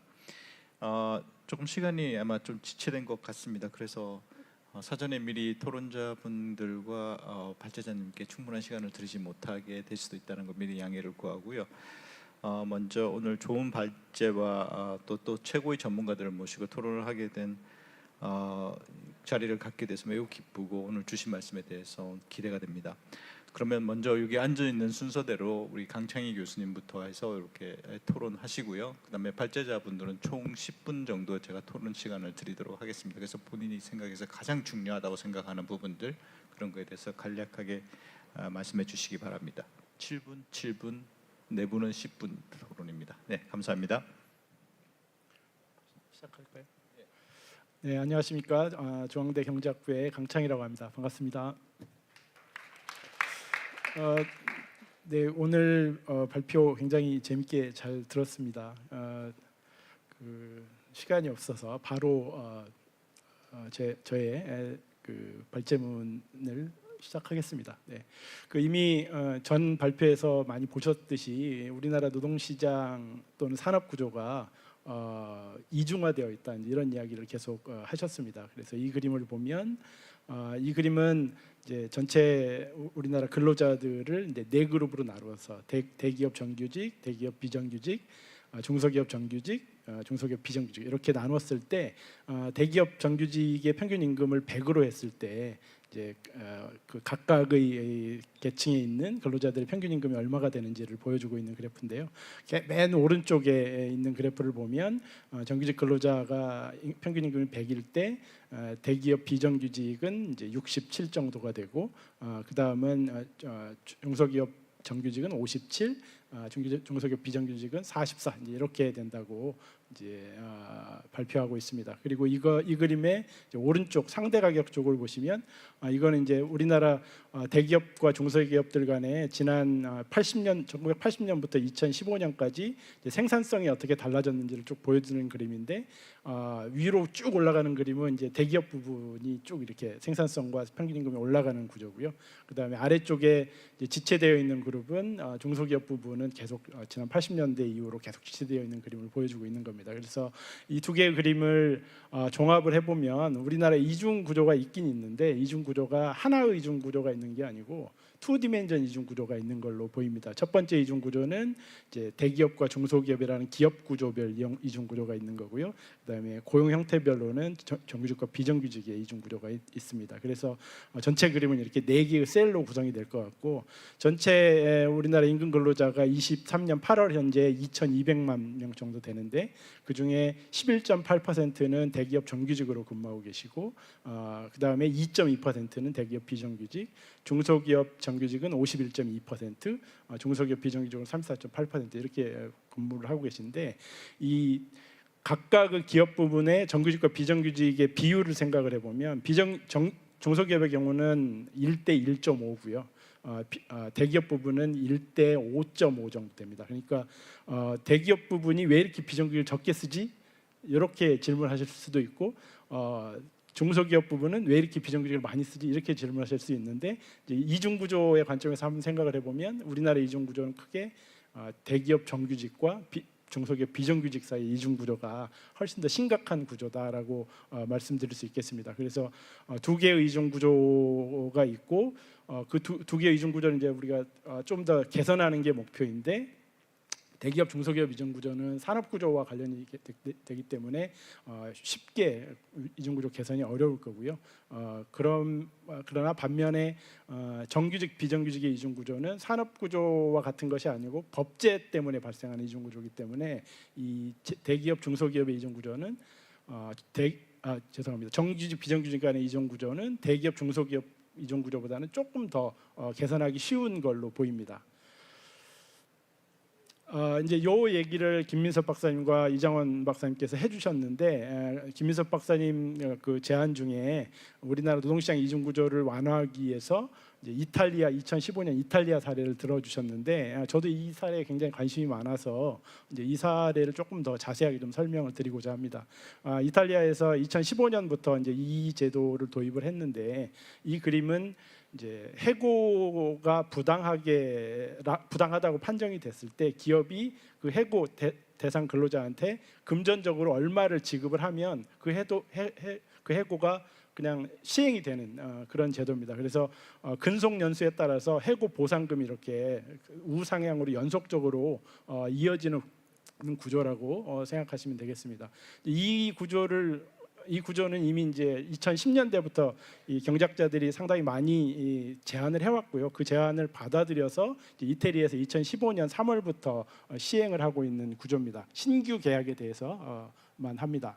이 아이디어를 이제 우리나라로 가져와 보면 우리나라에는 해고에 대해서 금전적으로 보상하는 법적인 절차는 없습니다. 그런데 금전적으로 보상을 할 수도 있습니다. 어떤 의미냐면 이게 이제 그림이 이게 이렇게 단절되어 있는데 이제 오른쪽에 빨간 선은 정규직 근로자들에게 보상할 수 있는 해고 보상금의 구조고요. 왼쪽에 낮은 부분은 비정규직 근로자에게 보상할 수 있는 구조입니다. 이게 무슨 얘기냐면 빨간 선에 이제 처음에 딱 들어가서 대기업에 정규직으로 입사를 했는데 이제 사장님이 이 근로자가 마음에 안 들어요. 내보내고 싶습니다. 내보낼 수 있는 방법이 없는데 내보낼 수 있는 가장 좋은 방법은 정년까지의 이 사람의 임금의 현재 가치만큼 돈을 주면 이 사람을 내보낼 수 있는 거죠. 그런 의미에서 법적으로는 해고 보상금을 줄 수 없지만 경제적인 거래를 통해서 이렇게 할 수 있고 그걸 생각해 보면 우리나라의 해고 보상금의 구조는 비정규직일 때는 굉장히 낮다가 정규직일 때 굉장히 높아지고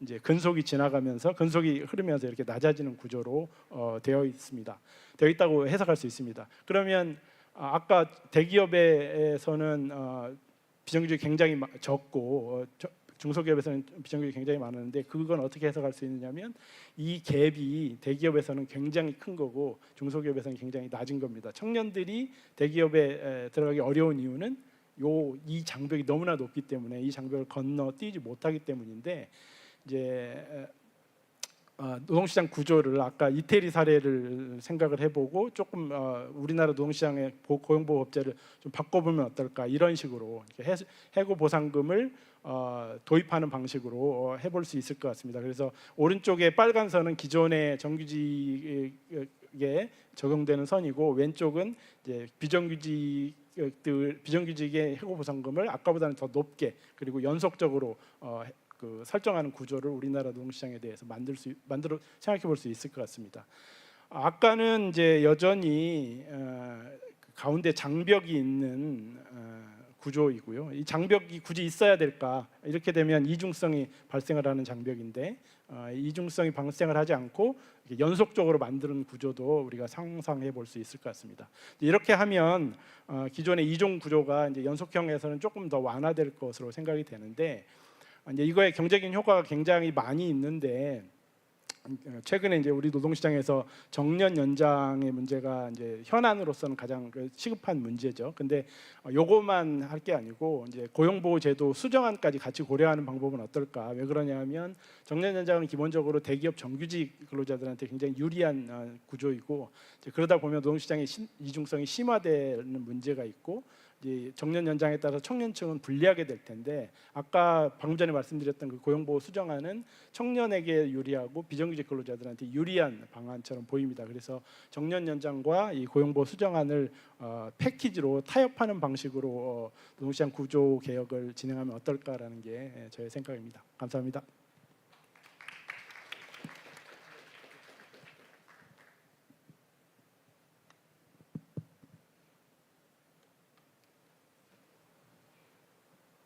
네, 안녕하세요. 저는 규제와 관련된 양용현 박사님의 그 발표와 그다음에 기업의 지원 정책과 관련된 김민호 박사님의 발표에 대해서 토론을 하기로 한 명지대학교의 오지훈입니다.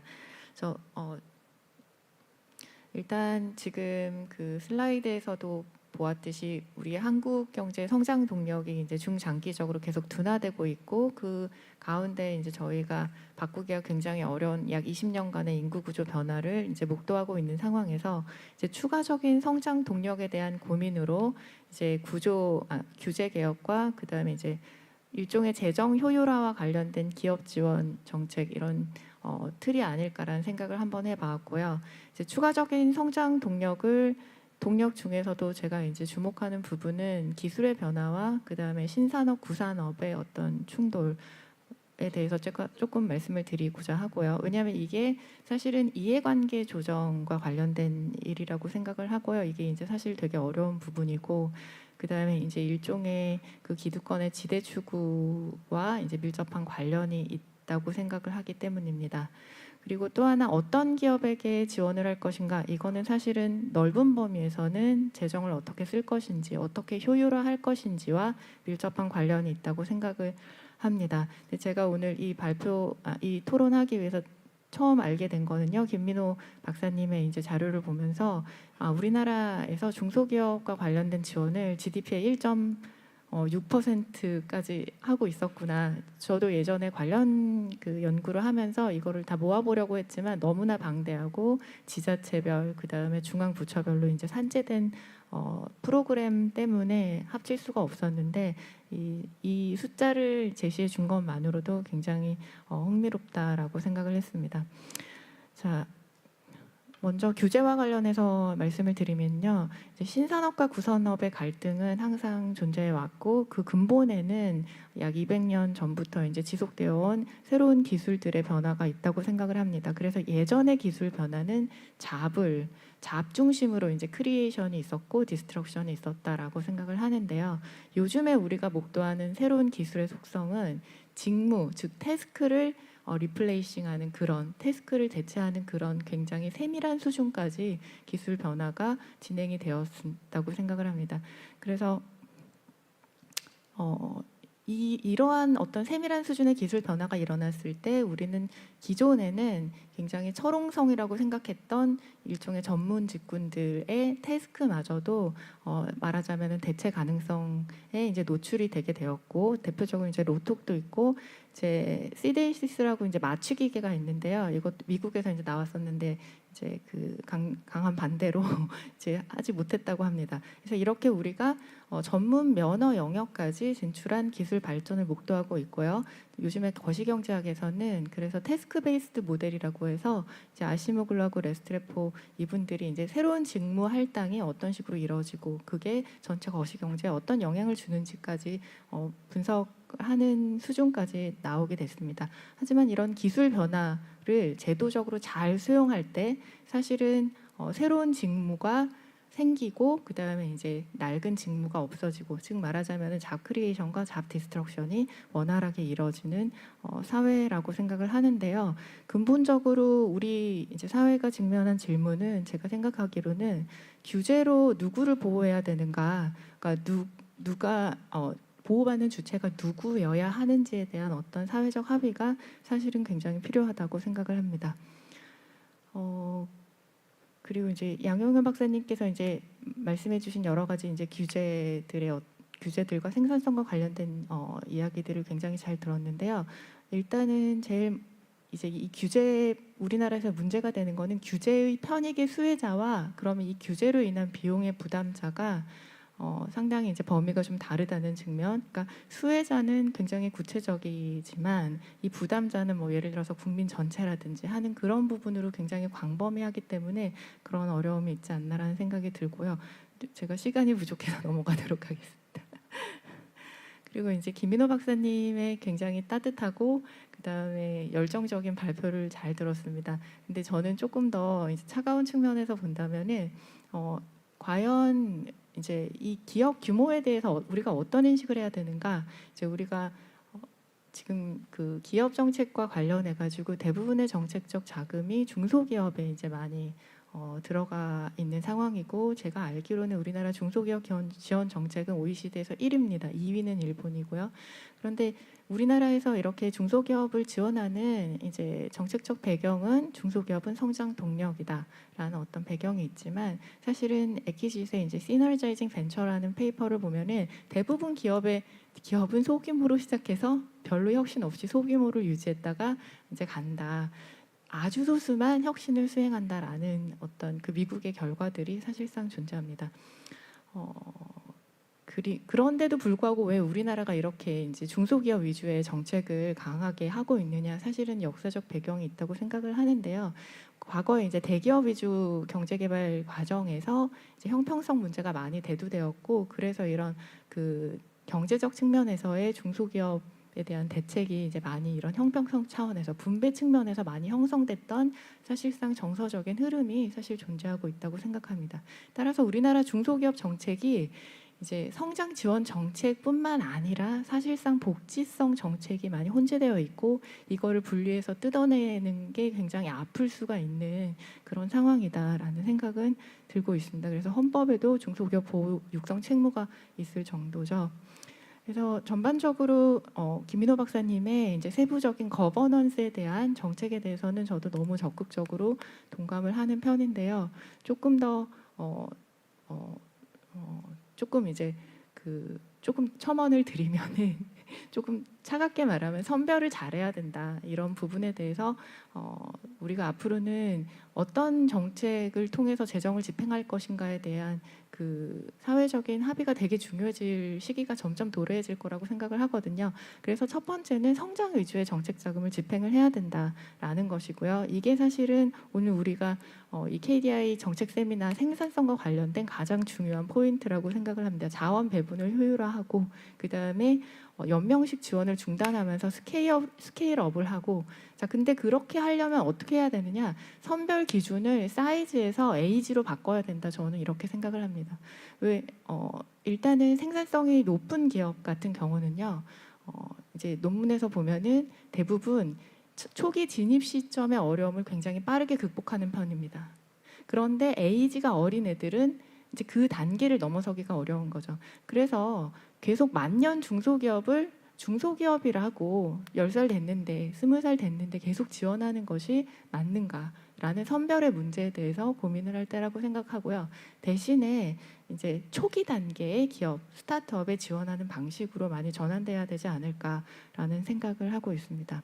그리고 또 하나는 굉장히 중요한 건 자기 책임을 일부를 이제 정책 지원 시 상당히 집어넣어줘야 된다. 그래서 일본 같은 경우도 예전에 신용 보증을 할 때 100%를 많이 해줬습니다. 하지만 이제 사이토의 연구를 보면은 이거를 조금이라도 줄였을 때 사실은 기업의 이제 중소기업의 성과가 더 좋았다. 따라서 우리나라도 지금 신용 보증을 중소기업에 대해서 90에서 100%를 해주고 있는데 이 부분에 대해서도 좀 더 자기 책임을 강화하는 방식으로 사적 유인을 증대할 필요가 있지 않을까라는 생각을 해보았습니다.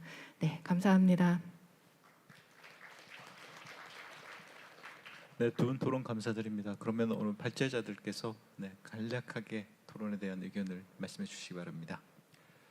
예, 오지훈 교수님께서 규제에 대해서 말씀을 해주셨고 특히 이제 신구 산업 간의 갈등을 어떻게 해결하는 것이 중요하다. 그리고 또 규제 자체의 효율화에 대해서 말씀을 해주셨는데 저도 적극 동의하고 말씀 중에 규제 개혁의 수혜자 또 뭐 규제의 수혜자도 있을 것이고 규제 개혁의 수혜자도 있을 것인데 그분들을 적절히 식별하고 그분들의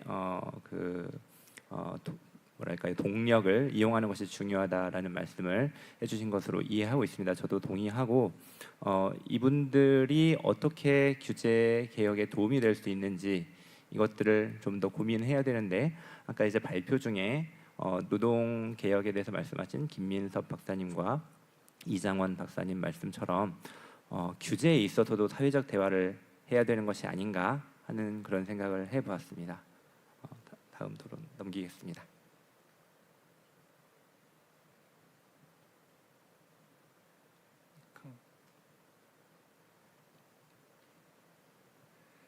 강창희 교수님 토론 진심으로 감사드리고요. 특히 이탈리아 개혁 사례를 자세히 설명해 주신 거에 대해서 또 특히 감사드리고 저도 공부가 되었습니다. 이중 구조를 해결함에 있어서 이탈리아 사례가 우리나라에 좀 적용할 수 있는 가장 현실적인 사례일 것이라는 생각이 들고 한편 정규직과 비정규직 간의 아까 그림으로 보여주신 단절을 없애는 부분을 시급히 논의해야 될 부분이라는 생각이 들었습니다. 그리고 한편 다른 이중 구조, 대기업과 중소기업 간에 있는 또 다른 이중 구조는 지금 제도적으로 직접적으로 해결하기는 어려운 부분이지만 노동시장이 고용이 유연화된 노동시장을 만들어 간다면 최근에 이제 경력직 뽑는 대기업들이 중소기업에 일하는 근로자들을 뽑아갈 수 있는 그런 구조로 유도하는 게 중요하고 그렇게 생각한다면 이제 청년들이 처음부터 대기업에 들어가려고 고시 보듯이 세월을 허비할 것이 아니라 처음에 실제로 산업에 들어가서 정말 업무 역량을 쌓고 그거를 바탕으로 다시 대기업으로 올라갈 수 있는 이런 사다리를 만드는 것이 중요하겠다는 생각이 들었고 이 부분에 대해서 저도 앞으로 더 고민해 보도록 하겠습니다. 감사합니다. 네, 노동시장 중심으로 많이 좀 코멘트를 해주셔가지고 제가 이제 고용보호 수준 관련해서 이거를 상당히 이제 이중 구조를 좀 조금 약화시키는 방향으로 고용보호를 좀 평탄화시키자. 그리고 이제 그런 금전적 보상에 의한 해고제도도 조금 도입을 해야 되는 거 아니야 이런 이제 말씀해 주셨는데 결국은 아마 이제 노조 입장은 현 단계에서 제가 추측컨대는 반대입니다 이렇게 분명히 나올 거예요. 뭐 금전적 보상에 의한 해고에 대해서는 전통적으로 노조는 반대, 해고 완화 반대 이게 지금 우리나라 노조의 지금 입장인데 그래서 이거를 조금 큰 울타리를 조금 다시 한번 치면서 이 문제를 생각을 해봐야지 그냥 법을 바꿉시다 이렇게 해갖고 과연 노사 간에 이게 설득이 또 합의가 되겠는가 저는 조금 이제 그런 면에서 좀 뭐랄까 가능성이 좀 낮아 보이고요. 우리나라 이제 노조가 대부분 이제 기업별 노조 형태로 돼 있고 산별로 간다고 했지만 여전히 작동 원리는 기업별 관점이고 또 우리나라의 사용자도 마찬가지입니다. 그 제3자, 산별이라는 이름으로 제3자가 자기네 기업, 자기네 사업장 노사 문제나 어떤 기업 경영 문제에 관여하는 것을 굉장히 싫어하기 때문에 그 시작은 전두환 그 군부 정권이 기업별 체제로 노사관계를 만들어라 이렇게 강압적으로 시작했지만은 굉장히 우리가 수능을 잘했어요. 몇십 년 동안. 더군다나 외환위기 이후에 우리 경제가 살아남기 위해서 기업별 안에서 노사가 그 부분에 아주 적응을 다 잘해가지고서 그러다 보니까 무슨 문제가 있냐면은 기업 안에서 임금 계속 올라가고 고용 안정 받는 거. 그다음에 기업 밖에서는 업종별 그다음에 뭐 정규직 비정규직 간의 격차 뭐 이런 거에 신경 쓰기보다는 그냥 바로 그 정치적으로 국회의원 노총 뭐 또는 양대 노총 출신 노동운동 출신 국회의원이 돼가지고서 정치적 영향력을 행사하는 쪽으로 이렇게 이제 어떻게 보면 정상적으로 이렇게 발전하기보다는 지금 현재 노사관계가 파행되어 있다. 그래서 저는 이 부분을 고쳐가면서 고용보호 수준에 대한 논의도 같이 가져가야 되는데 그러려면은 결국은 경사노위 같은 사회적 대화 기구 내에서 업종별로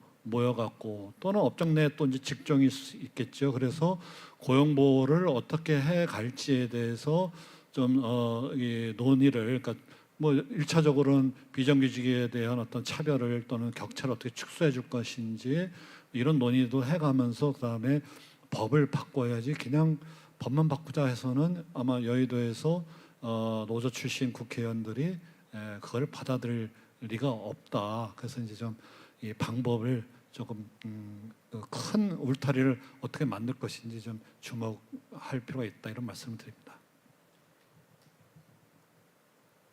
네, 오지훈 교수님 말씀 저도 동감 많이 합니다. 그 중요한 지점을 지적을 해주신 게 어떤 것이었냐면 그 자원 배분의 관점에서 그 생산 자원이 우리가 지원을 통해서 생산성이 높은 분야로 갈 수 있도록 자원이 이동할 수 있도록 도와줘야 되는데 오히려 그 반대가 되면 그 경제 전체의 그 생산성을 낮추는 역할을 할 수 있다는 점을 지적을 해주셨고요.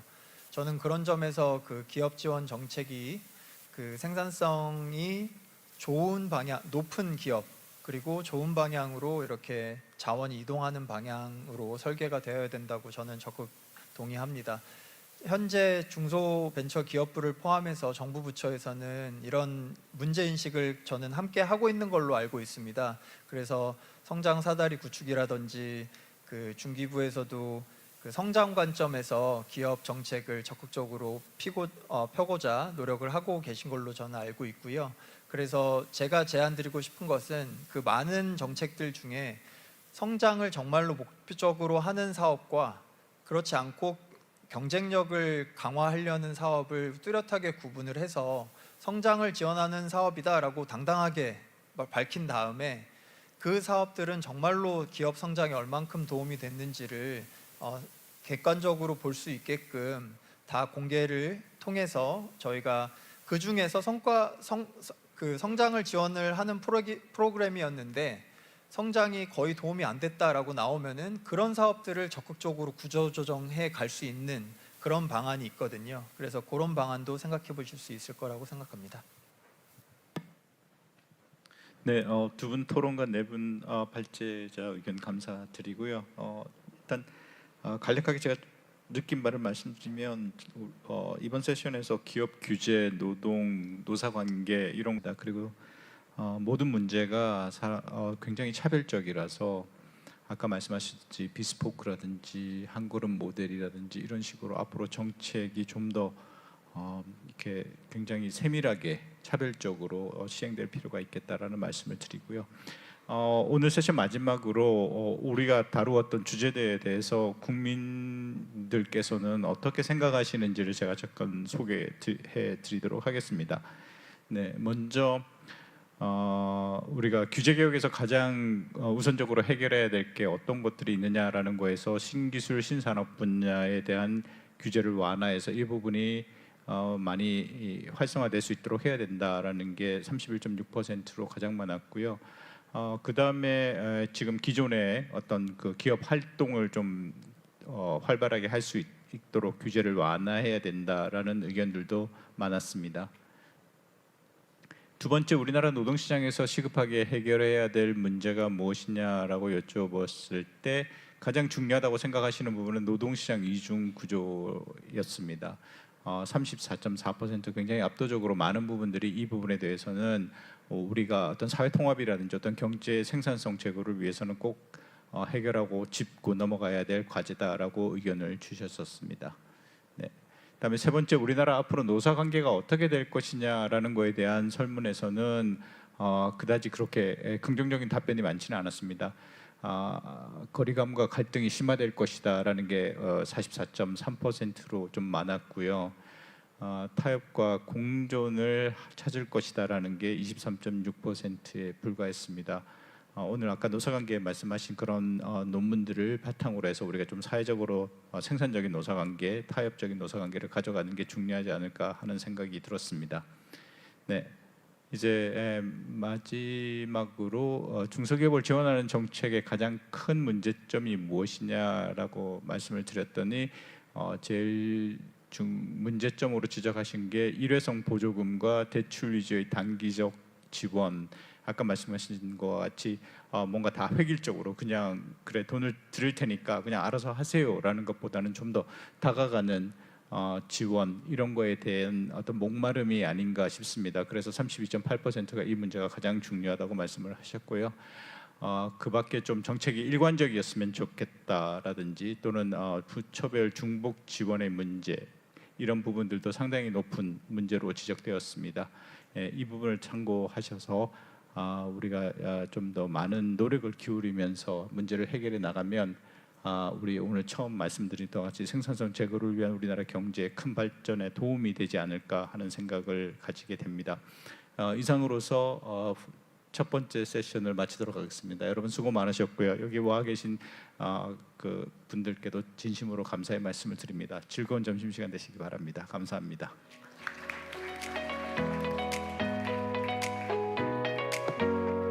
네, 토론에 참여해주신 분들의 다양한 측면에서의 의견 잘 들었습니다.